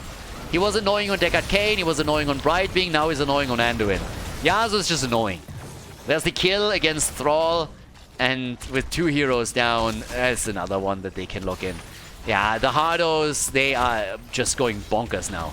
And big shout out to Yasuo. If you are if you are pissing off your opponent no matter what hero you play, it's always a good indicator of how strong you are as a player. So yeah, Yasuo is just doing incredible work here. Allowing the team to play aggressive and always having their back, as a support should have. Well, either way, now that we are still pretty far ahead for the Hardos, they are locking in level 13 talents soon. So they can play this now slow before they go for the final points on the Immortal. Don't have to rush anything here. There's no need for it. There's another flip. Yuki, careful. Gets attacked again. The shockwave is in against Bad Benny. Whoa! And Farlander, they kill Misha again. Boys, eventually you have to kill someone else. Yeah, maybe now? Light bomb gets thrown in. It's the end of Garrosh. And Yasuo, yeah, Malfurion is also doing a fairly good job here. But that was a nice move with the Earthquake. They still can't get the kill against Hanzo. And Bad Benny is also getting away. It must be a bit frustrating at this point. It seems like Team SoundLess can do whatever they want and they just don't get kills. The only thing that they can take down is Misha. Every single time that there's a fight, they are doing well initially, but then the target that they're going for gets either pulled out by Anduin or just jumps away. And all the mobility is really giving them trouble here. If they could have locked in either one of those kills, that would have been a great position to either defend against the Immortal or maybe even lock the Immortal in. And now instead we're seeing this, so it must be frustrating for Team SoundLess here. They're desperately trying to claw their way back into the game. They still have a 2-level gap to bridge, and it's just nearly made impossible here. The level 13 talents, of course, don't make things easier. And off we go. Here comes the push topside. Yeah, that fort is down. That fort is gone. Easy peasy. Okay, so what else? Can they break through the keep too? I don't really think so. I mean, again, we don't have a lot here. Anduin with the 13 now with the boots. Why doesn't it surprise me that Anduin is more worried about the boots than his sword? Still can't use it. Has been in the game for so long, he still doesn't know how to use a sword, but he wants boots. Thrall is dead. They kill Misha again. I detect a bit of a theme here. And Hogger is also eliminated. Finally, they're getting a hero kill. And Nubarak is down, but look at the keep. It's getting dropped, and they won't be able to save it. So those two deaths, definitely worth it. Hanzo is dead too. Nick gets killed. Yeah, they're throwing Shamzik forward so that he can use the root to slow them down here. And he might be able to get a lock on either one of them, but not quite. Instead, they're trying to go for Misha again. Immortal made it towards the core. He's chipping away at the shield, but that's of course not going to be of any consequence. Level 13 is now finally there. The keep down. Both of the forts lost. SoundLess is in a bad spot. They still bridged the gap in experience a little bit. They got some kills in, so that helped. But outside of that, they need a big team fight victory. And first of all, they need an Immortal to turn this around. So the next fight is most likely going to decide where this game is going. If Team SoundLess still has an opportunity to force map number 5, or if the Hardos just shut them down right here during the next play. Li Ming hasn't died yet either, by the way. So Nenopi has so far evaded death successfully. Level 16, that's the one that is the most worrisome now, because there's still more than a level to bridge for Team SoundLess before they have their own talent. Epic Enter is in, so Anubara can epically enter the opponent's backline. So here's that. And, well, we still... Are they going for a fight here? SoundLess is in a weird spot now, because they have to decide if eventually they want to take a fight or not. Misha was trying to interrupt this, so they take the camp early. Yeah, they go for Misha again, and Misha is dead. Poor Misha. Gets heavily abused throughout the entire game here, but now that the Immortal is spawning in another 30 seconds, things are looking pretty bad for the blue team. Soaking an entire level in 20 seconds is more or less impossible right now. Of course, they can sacrifice the halftime show. Either way, whatever they do, they have to win the next team fight. So sacrifice the halftime show, I suppose. Let the opponent chunk it down to 50%. Soak the experience at the bot lane, up at the top. Don't lose a hero. Get your level 16 talent, and then take the fight. And it's going to be a YOLO move. They have to win it. There's no other way. Either you win the fight, then you have a chance to come back into the game, or you lose it, and then it's just over. And they might be forced into a battle here. They were trying to go for a move. Sonya with a leap. Misha is down again. 16 versus 16. And Hanzo jumps out. Tranquility already used early. Hogger is now moving down. He's moving in too. They're still trying to defend here. There's a fight back. This is a little bit more even than the battles that we've seen before. And it's still a lead for the red team, but it's not too crazy this time. Halftime show is also coming through. They need to defend the top side. And I think if the Hardos go for it right away, they can chunk it down very, very quickly. So they actually let this one slide. This one's going to attack the core. There's one catapult with it, but we're only 14 minutes into the game, so unlikely that the catapult is going to end that. They still send Hogger back to deal with it. So he's going to make his play here. We got the Alpha Wolf now in. They're targeting the front line again, plus also the Mirror Ball. The pokes are happening. They go for Misha again. Poor Misha, seriously. They want to have some bear pelts apparently. And they're getting a lot. I don't know if they're trading those, but holy hell. Yeah, maybe the play. Yeah, Li Ming trying to set it up. Anduin with a trade goes for the save. But that means that they have it on cooldown now. Arrows in. There's the leap. And so far the Hardos didn't get a lot out of this. And now the jump into the root. And what a beautiful kill. Sir Ice Cream setting up a fantastic kill here. And that might just help them with the team fight and with the Immortal. But that was sexy. It was a fantastic throw straight up into the Malfurion root. And then a very, very solid damage output from all the damage dealers as they jumped on it. And that's going to be the first Immortal for the team in blue, but they still lose Garrosh. So a nice counter kill from the Hardos. Doesn't change the fact that finally an objective is won by Team SoundLess. And let's take a look at the kill again, because that one was sexy. Look at Sonya here. Beautiful. The flip, the root, and then the quick damage output and the kill. And that allowed them to go for this. But with Garrosh down, that Immortal is not going to do a whole lot. But it gives them an opportunity to get a bit of control on the map back. Now, of course, you want to take structures down. You want to at least eliminate those forts on the other side so that you have catapults periodically spawning too that you can play with. But, yeah. Down at the bottom of the map, we got Farlander in. We got Nano P. Yep, here come the plays on the wall. They're taking the top one down too. And they're going to go for the next camp here, of course, too. So, well, off we go. 10 kills, 2-6, 18 to 18.5. Getting a bit closer here. But Benny is still hoping to, first of all, scout out what's happening here with 20 seconds left on the Bruiser camp. He wants to know when exactly they're going to take it. They still attempt to control the lanes as much as possible.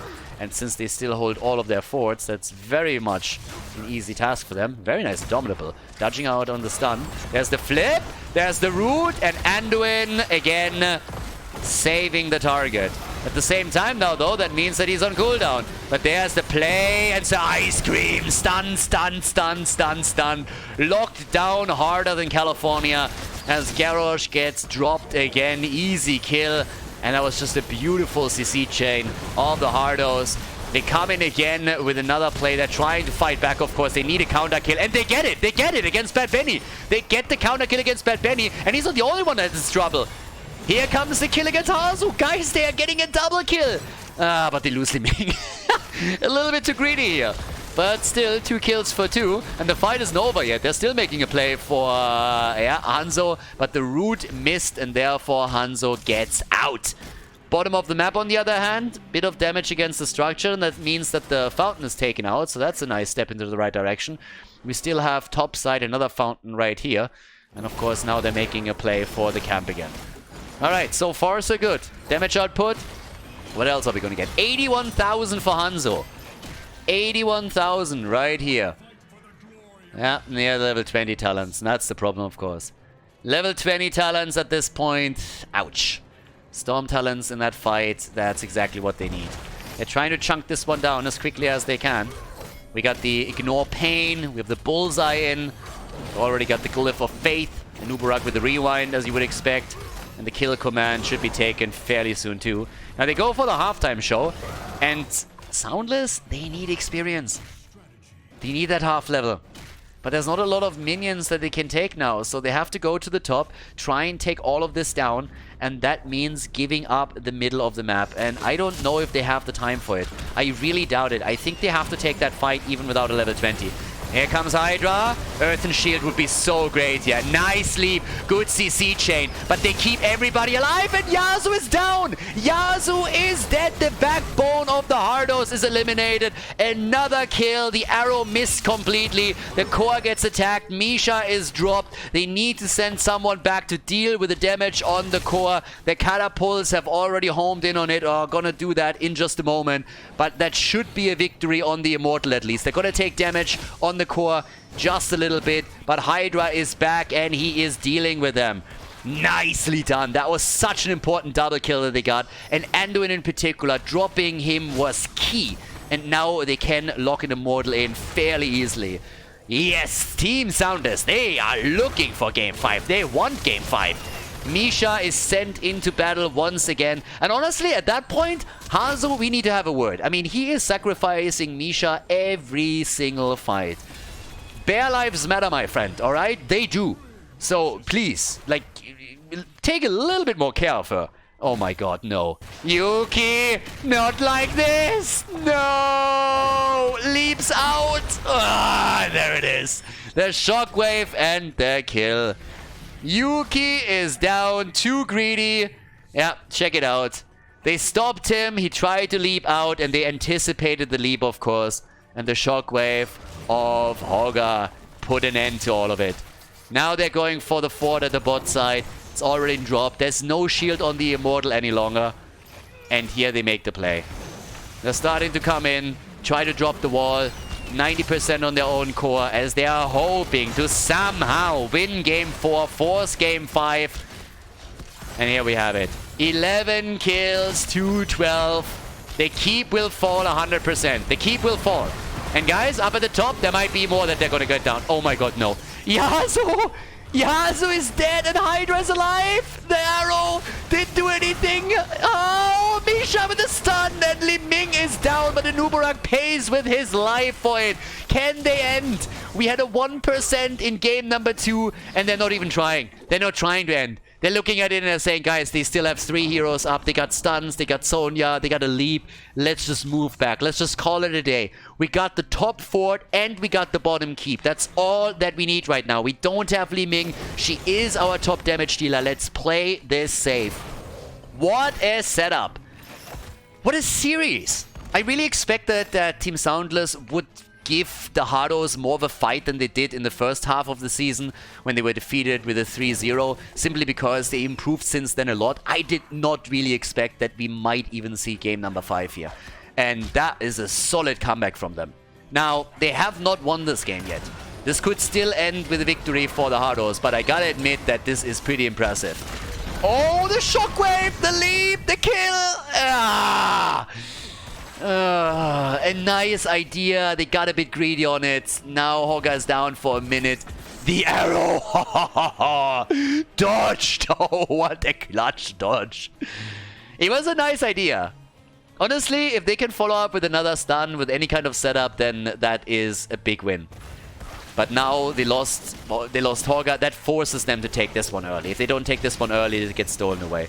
29 seconds for the Immortal spawning, 34 for Hoga to come back. They're still fine. Yeah, it was one of those plays where you know you can risk something, and even if it backfires on you, you're still gonna be okay for the next battle. Malfurion, by the way, is the only one that hasn't died yet. So Shamsing hasn't fallen. But yeah, they have to give up a bit on the next Immortal. But honestly, it doesn't matter too much. You have to win the team fight anyways. It doesn't really matter as much what's going on there. You need to win the team fight. But of course, it means they lose the halftime show. They can still poke against the top a little bit, because essentially they need to make sure that this Shaman camp is not going to get any value, and also take the catapults down. So that's what we're seeing now. Hoga is, by the way, back. So top side, take it down slowly. Immortal, 50% again. That's what you sacrificed for the play. But the top lane is not going to be an issue anytime soon. Bottom of the map, also not a big problem for the Hardos. They pushed it out early. So, yep, here we go again.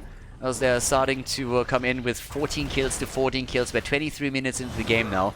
So Ice Cream already trying to set something up here. And he gets poked down hard. I mean, damn son, that bullseye connect from Nick plus the damage that came in afterwards was nice. Alright, where comes the Earthen Shields? Earthen Shields are in. Cocoon as well. Exchanging some cooldowns here. Everybody goes Pirate style. Arrgh. And the arrow misses again. How did that arrow miss? They literally just wiggled around it. That's what it looked like. All the ults are being pulled. Few exceptions. The Shockwave hasn't been committed to yet.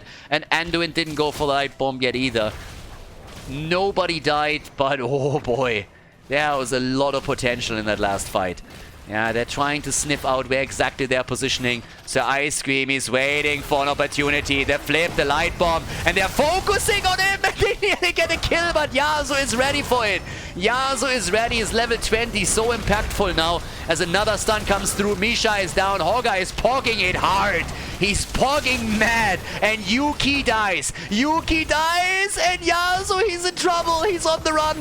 The boots, they're not helping him. Nope, he's down too. Sonya down, and that's a kill against Anduin, and all of a sudden everybody focus on the bot lane. But then they're looking at the minimap and they're like, team, triple catapult on the core, gotta do something about it. And look what's happening with at least Rexa. Rexa is thinking about a backdoor here. They go for the Immortal though, and yep, Hydra, he's trying to do what he can. Hazu already Hearthstoning back now that they're defending. And that's, of course, going to be an Immortal with 50% shields. 25 minutes into the game. It's going to push to the top lane, of course. But that bad boy hurts. This guy doesn't hit like a truck. No, he picks the fucking truck up and hits people with the truck. And yeah, he's going to murder. He is going to murder that core. What the Hardos have to do, they have to win the fight early and then force the Immortal down, or they're going to be in deep shit. And well, if they get that kill... Hello? And Uberak! Nado P gets out, Bad Benny gets attacked. What a fight. The position isn't really great for the blue team. They're buying some time for the Immortal. This time the arrow connects, but they can't follow up on it. Yuki again moving in. Everybody is dropping the ults right now, and topside gets attacked. Holy shit, what is this series? This game is insane. Game number 2 was incredible, but game number 4 is honestly pretty sexy as well. They're coming in, the keep will fall. Can they drop their core? Misha and Uberak, the cockroach is deep and gets saved once more. Good damage against the Ice Cream, but not enough to threaten a kill. And now all the keeps are gone on the side of the Hardos. They are behind now, and they're going to lose some hit points here. Can they save the game? Bad Benny. Is he going to turn into good Benny here? No, he dies, and Yasuo is also in trouble. And so is the core. The core gets chunked down 50%. Rexa and Hogga are both dead. It's a victory. Well, it's close, and they take it. Team SoundLess, they force game number 5 against the Hardos. It's incredible. The win on Battlefield of Eternity.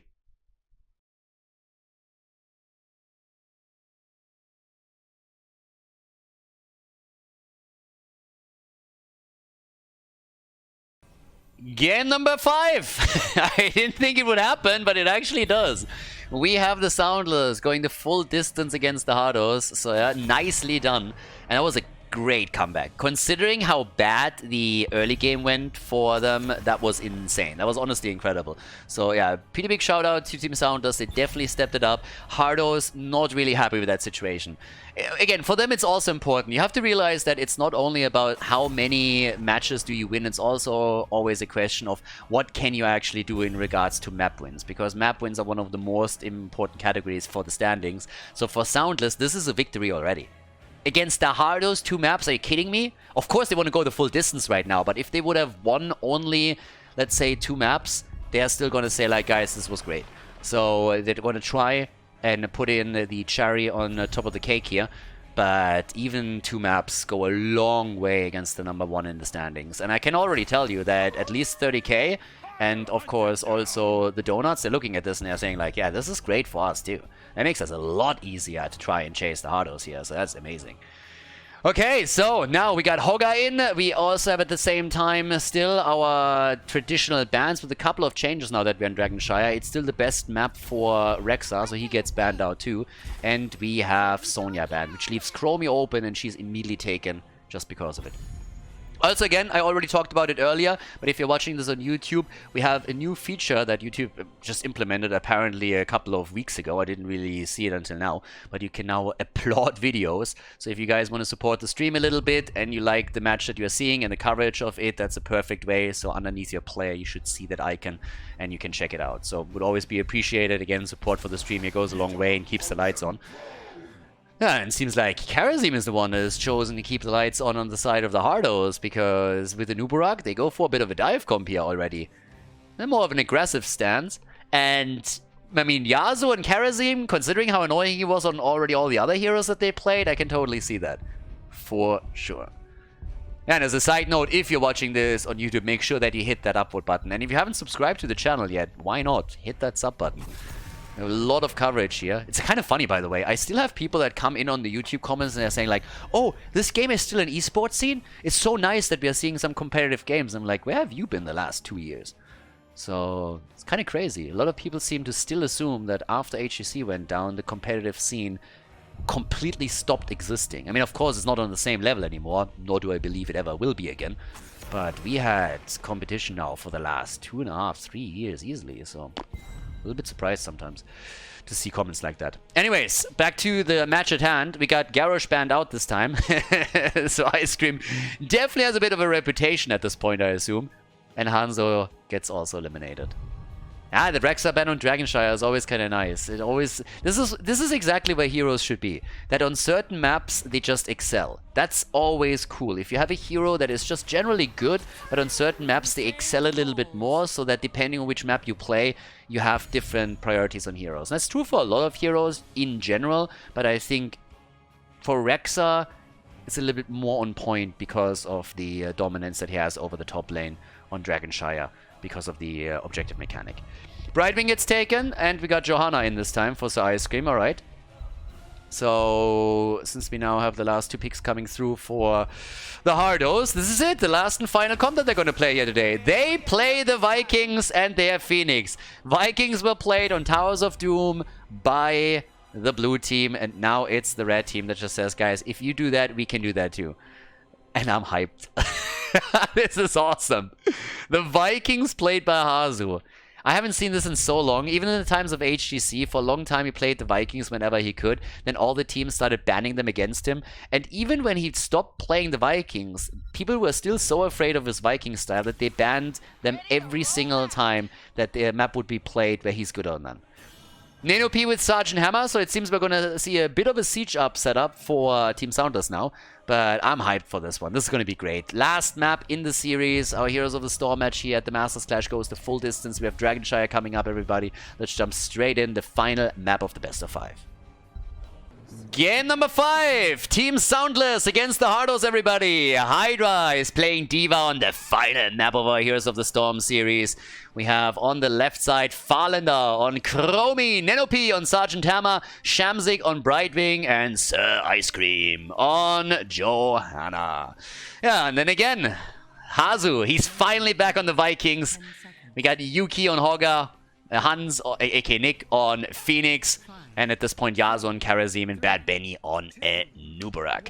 By the way, also a bit of an update for you guys. We had an update from the admins during the games, and they were talking a bit about the second game on Infernal Shrines. I already told you that there was a bit of a question. Hey, someone wrote GG on the other side. Isn't that surrendering?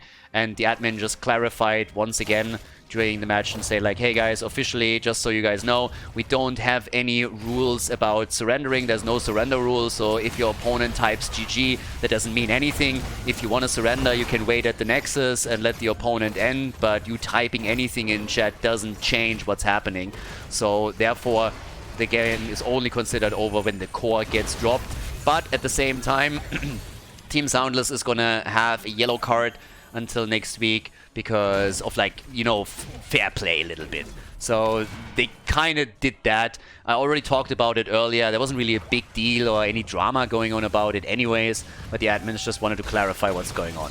What's going on over here is that they're trying to steal the fountain away, and that is always a neat play. And it's a very annoying play too. Now you're taking the fountain down on your opponent's side lane, and especially on Dragonshire, that's always just brutal because it makes it so much more difficult for you to get any kind of foothold on the lane and therefore also on the objective. Now whenever something happens up here, there's just no chance for Hydra to go back and simply tap the fountain and recover hit points and mana. Hazu is having his heroes split at the top, and the rest of the team is rotating over and has of course more freedom also to go for the camp here and try and take that. Bottom of the map, yep, there we go. Farlander and his boys, they're instead trying... actually, they're not going for it. They're just double-checking if maybe the camp is taken, but that's not the case. So they're letting it slide. Siege Giants are now pushing through. I mean, it's all about control of the map now. Farlander is trying to get away here, not giving Bad Benny a chance to come in with a quick burrow charge to make something happen. But yeah, now that the fountain at the top side is gone, that makes it so much harder. And for now, it's Sergeant Hammer that has taken the position there. And of course, Phoenix also still in. The level 4 talents are starting to kick in too, which gives us the unstable anomaly for now. And of course, for Sergeant Hammer, the build is continuing with the siege tactics, but the more important talent will hit on level 7. That's what they're all waiting for. We still have these little side moves by Bad Benny as he's trying to secure not only the flank, but also... I mean, it serves multiple purposes. First of all, you're scouting, you're seeing the rotation, you protect the flank of the push in the middle, and at the same time, you also have an opportunity to maybe set up a kill for your team whenever someone moves through that position. Even just slowing them down is already worth a lot.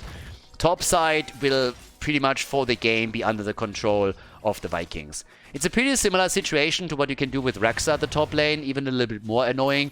Now, one of the reasons why Rexa is the best side laner for Dragonshire top lane is very simply because he can split himself and Misha onto the lane and the objective. Which means that you will eventually, as the opposing solo laner, make a choice if you want to hold the lane experience or if you want to hold the objective. You can't have both. Rexa can. That's why he's currently banned here. And the Vikings are trying to set up a very similar style. Hazu is going to keep Balog on lane because he has the best wave clear. And he can then always rotate one of the other Vikings, in this case Eric, onto the objective whenever it's contested. So there's pretty much no chance for SoundLess to hold the top objective, especially now that the fountain has been taken down too, unless they commit more heroes to the top lane. So they're immediately under pressure. Level 7, we get the Heavenly Zeal in actually, for good old Karazim. And at the bottom of the map, it seems like Yuki is still trying to contest us a little bit. Rexa is... Nubarak and Karazim are coming in, but the same is also true for Hydra. Yeah, he's poking it out already, and that's actually dangerous. Very dangerous for the Ice Cream. As the explosion, Hydra, the kill against Jojo, and Hogger just doesn't care. But they lose the camp, and now the camp is chipping in damage as well. There goes Karazim, and Nubarak is dead, and they drop Hogger. It's a triple, baby. They get the 3 kills, but the Vikings get the Dragonite. Yeah, nicely done. It's actually a really interesting setup that we now saw. So the camp gets stolen away. Here you can see it again. The Vikings walk away with the Dragonite, but still it's 3 kills against the red team. Now, they have the lead in experience, but that was still a very interesting interaction that we just saw there. But that's also the beauties of the Vikings controlling the lanes as much as we saw. And you can already tell that the Hardos are not going to be happy with anything else but that fort in the mid lane being destroyed. The Dragonite is just ramming that battle axe in over and over again. And that's going to be either the end of the structure or they're going to have it so low that they can pick it up pretty much whenever they want to. And there it is. Goes down. And talking about going down, it seems like Hydra might share the same fate, and indeed he does. So that's another kill. Good for the Hardos. 3 kills against 3 kills. Both teams on fairly even experience still. And the level 10 abilities are now coming in. Hogger with a full POG over here, and there's the Heroics. So now we get the Hoarder pulled over the Shockwave.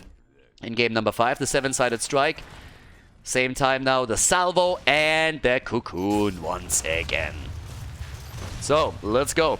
Same time, with the level 7. We have, of course, for the Hammer, the Hover Siege mode. Get the Shield for Jojo. Plus Shield is a potential setup, but just a disruption for whatever play is set up by the Hardos. And the only one that is still missing is Brightwing. Hydra at the top. Gets attacked, but still safe. And the green target practice just went straight in for the Emerald Wind. Remember, that was the one move and the one ability that won the Hardos the game on Cursed Hollow. Now we have it in the hands of Team SoundLess, and of course the big question is, can they pull off a similar move? Is that going to happen at any point where Brightwing's Emerald Wind is the deciding factor in the team fight? We have 14,000 damage now for Phoenix, and the tanks are still trying to secure the positions as much as they can. 14,000 also for Sir Ice Cream. Chromio, of course, still annoying as usual, but makes it out at the bottom of the map. Still waiting for her level 13, where she can, of course, go for the timeout and give herself a bit of a safety boost here. And with the next objective coming up, the teams are also going to aim for another objective. Dragonite number 2 is on the line here. And of course the series is on the line too. All the map wins aside, the Hardos at least want to win the thing. Even if it's just with the 3-2. And they have the Vikings already on every single objective. Top shrine, bottom shrine, already about to be taken. So now the Vikings can go straight into the middle, which they do. Shamzik gets zoned out. Easy peasy. Free Dragonite. Thank you very fucking much. I mean, what the hell? They just set up everyone so nice. And they got the Brightwing kill. Yeah, Nick might die. And he does. In comes Diva. And drops at least Phoenix. So he took the Fruit Fly down, but he was punished for it. They're trying to get also more damage in against Yuki himself, but that ain't happening. And the Vikings are, of course, still trying to take the next fort down. But that was beautifully done. All the lanes were pushed out early. They had pressure on the map. The Vikings set it up on the double objective, and that's a freebie. It's an easy one. So that's exactly what they wanted to do. And, I mean, it was one of the fastest picks on the Dragonite that I probably ever have seen when the objective came up. So now, towards the top, they can still annoy Ninopi a little bit. The level 13 talents are ready. That gives us the jump.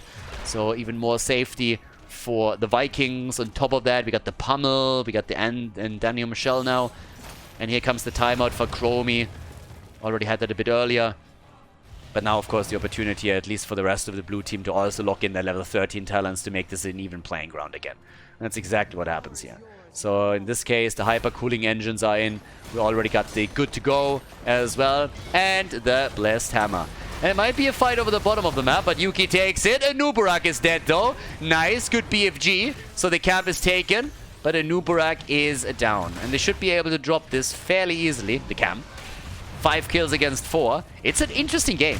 The forts are falling on the side of the blue team, but they are still able to get some kills in, and they're starting to get a bit more ground here. That 7-sided strike didn't do jack shit, so that didn't do anything. That flank, on the other hand, that might be a different story. They're trying to go for Phoenix, though, and the ult goes off. Doesn't do as much damage as they were hoping for, but still everybody in the blue team is rather low, and Jojo falls first. Jojo is down, and Nano P gets murdered. That's an important double kill for the Hardos. Now they got even more momentum to steal away some of the camps. They could also make a move for the bottom fort. 6 kills to 6, but they are now a level ahead nearly. And that could easily get them an early level 16 talent. You can already see them go for Hydra here. Brightwing is coming in, trying to help out. But it is looking a bit grim. They really want that kill. And they get it. They're just diving underneath the fort. They don't care.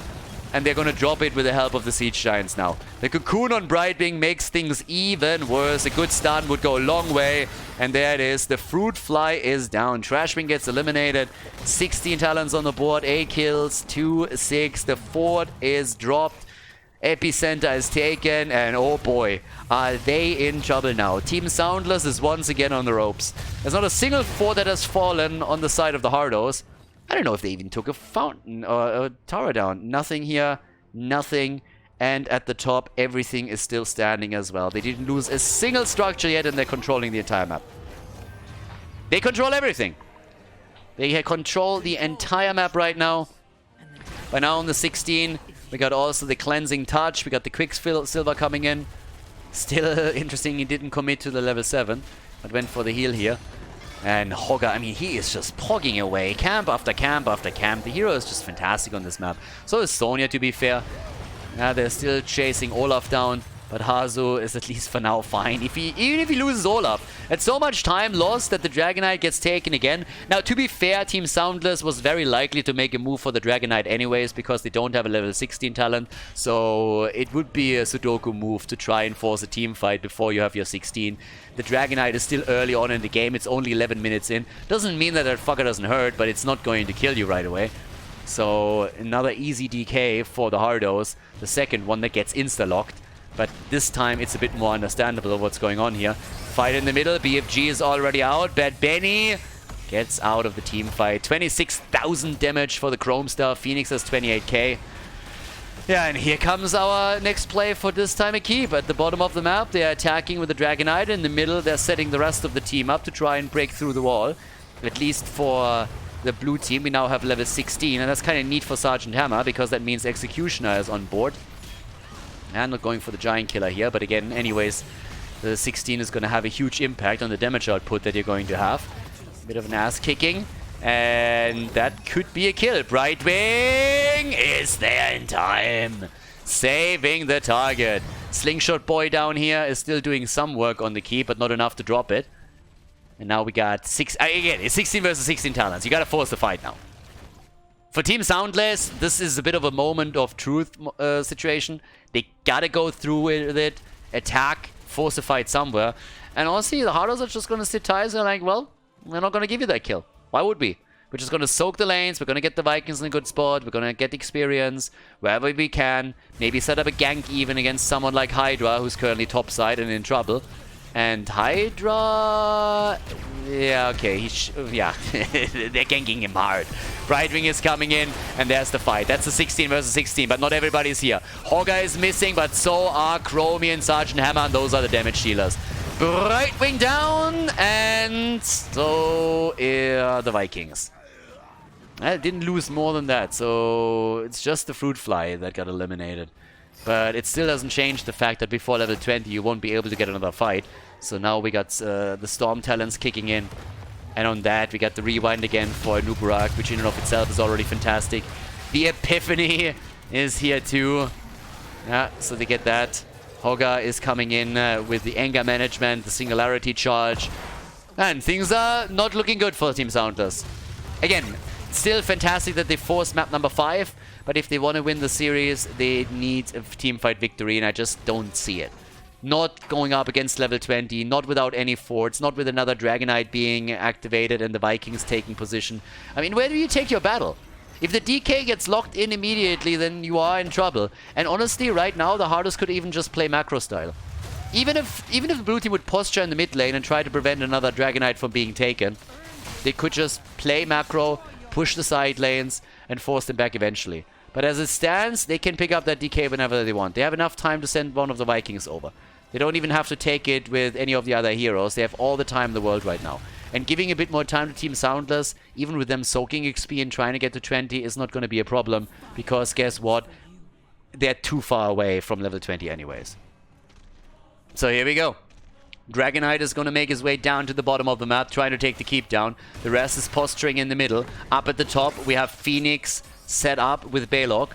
He's the one that has the easiest time to escape, thanks to the warp. But they are attacking all 3 lanes at once, and that spreads the defense thin. So, very little that you can do. You're going to take damage one way or another. I mean, there's even Siege Giants pushing through the bot lane now. Dragonite just right-clicking the shit out of the keep. Everybody else sitting in the mid lane. Top lane gets attacked. First keep is already gone. Kick attempt against the Hammer. But, you know, those German tanks, they're made of quality steel. They're pretty heavy, so can't kick them away all that easily. There's some quality work that's being done there. But now, of course, mid lane keep has taken some damage. At the top, they went through the wall too. Blessed Shield. Okay, they're trying. Nice. And the kill. That was a sexy one. That was a sexy kill. Let's be honest. That was a beautiful connect with a Blessed Shield. And then, of course, the follow-up with Brightwing. It might be a bit too little, too late. But either way. Let's take another look at it. And that was well done, really. The Brightwing Polymorph couldn't have come at a better moment in time, as you can see here. Blessed Shield comes out, and then the Polymorph before he can get away. And the quick kill against Nick was nicely done. Gives him a bit of breathing room. Doesn't change the fact that they are far, far behind now. But we at least have level 20 talents for them with the Ultra Capacitors, the Blade of Armor. Blessed Shield gets upgraded as well for Jojo. And Brightwing can, of course, now always jump in and drop the 20 as well. And there it is. Haven't really seen any great Emerald wins yet, but with the intensifying wins, maybe. The push at the fort, but guess what? The red team is just saying, hey, if you push our fort, we push our keep. And that's a trade that they're very happy to take. That's not the only thing that gets pushed up at the top. There's another camp that's coming in. Down here, they can't even get the fort. They cannot even get the fort. They're losing too much. The keep is down. Top lane gets attacked. And even saving this one is not going to be a walk in the park. So they just simply sacrificed it. They're just saying, hey, guys, we need to push. We can't just simply play defense the entire time. We need to go for it. But now the Hardos are just saying, we are pushing your core. Your keeps are all going to fall. We're going to go for core. Down here, they're interrupting the Hearth back. So the only thing that these two guys have to do is interrupt the Hearthstone back. That's all they got to do. And in the meantime, we're going to have the red team finish the game. Nicely done. Congratulations. The Hardos with a victory in this best of 5 series. But still also a shout out to Team SoundLess for taking 2 maps of the #1 in the standings. GG. Well played.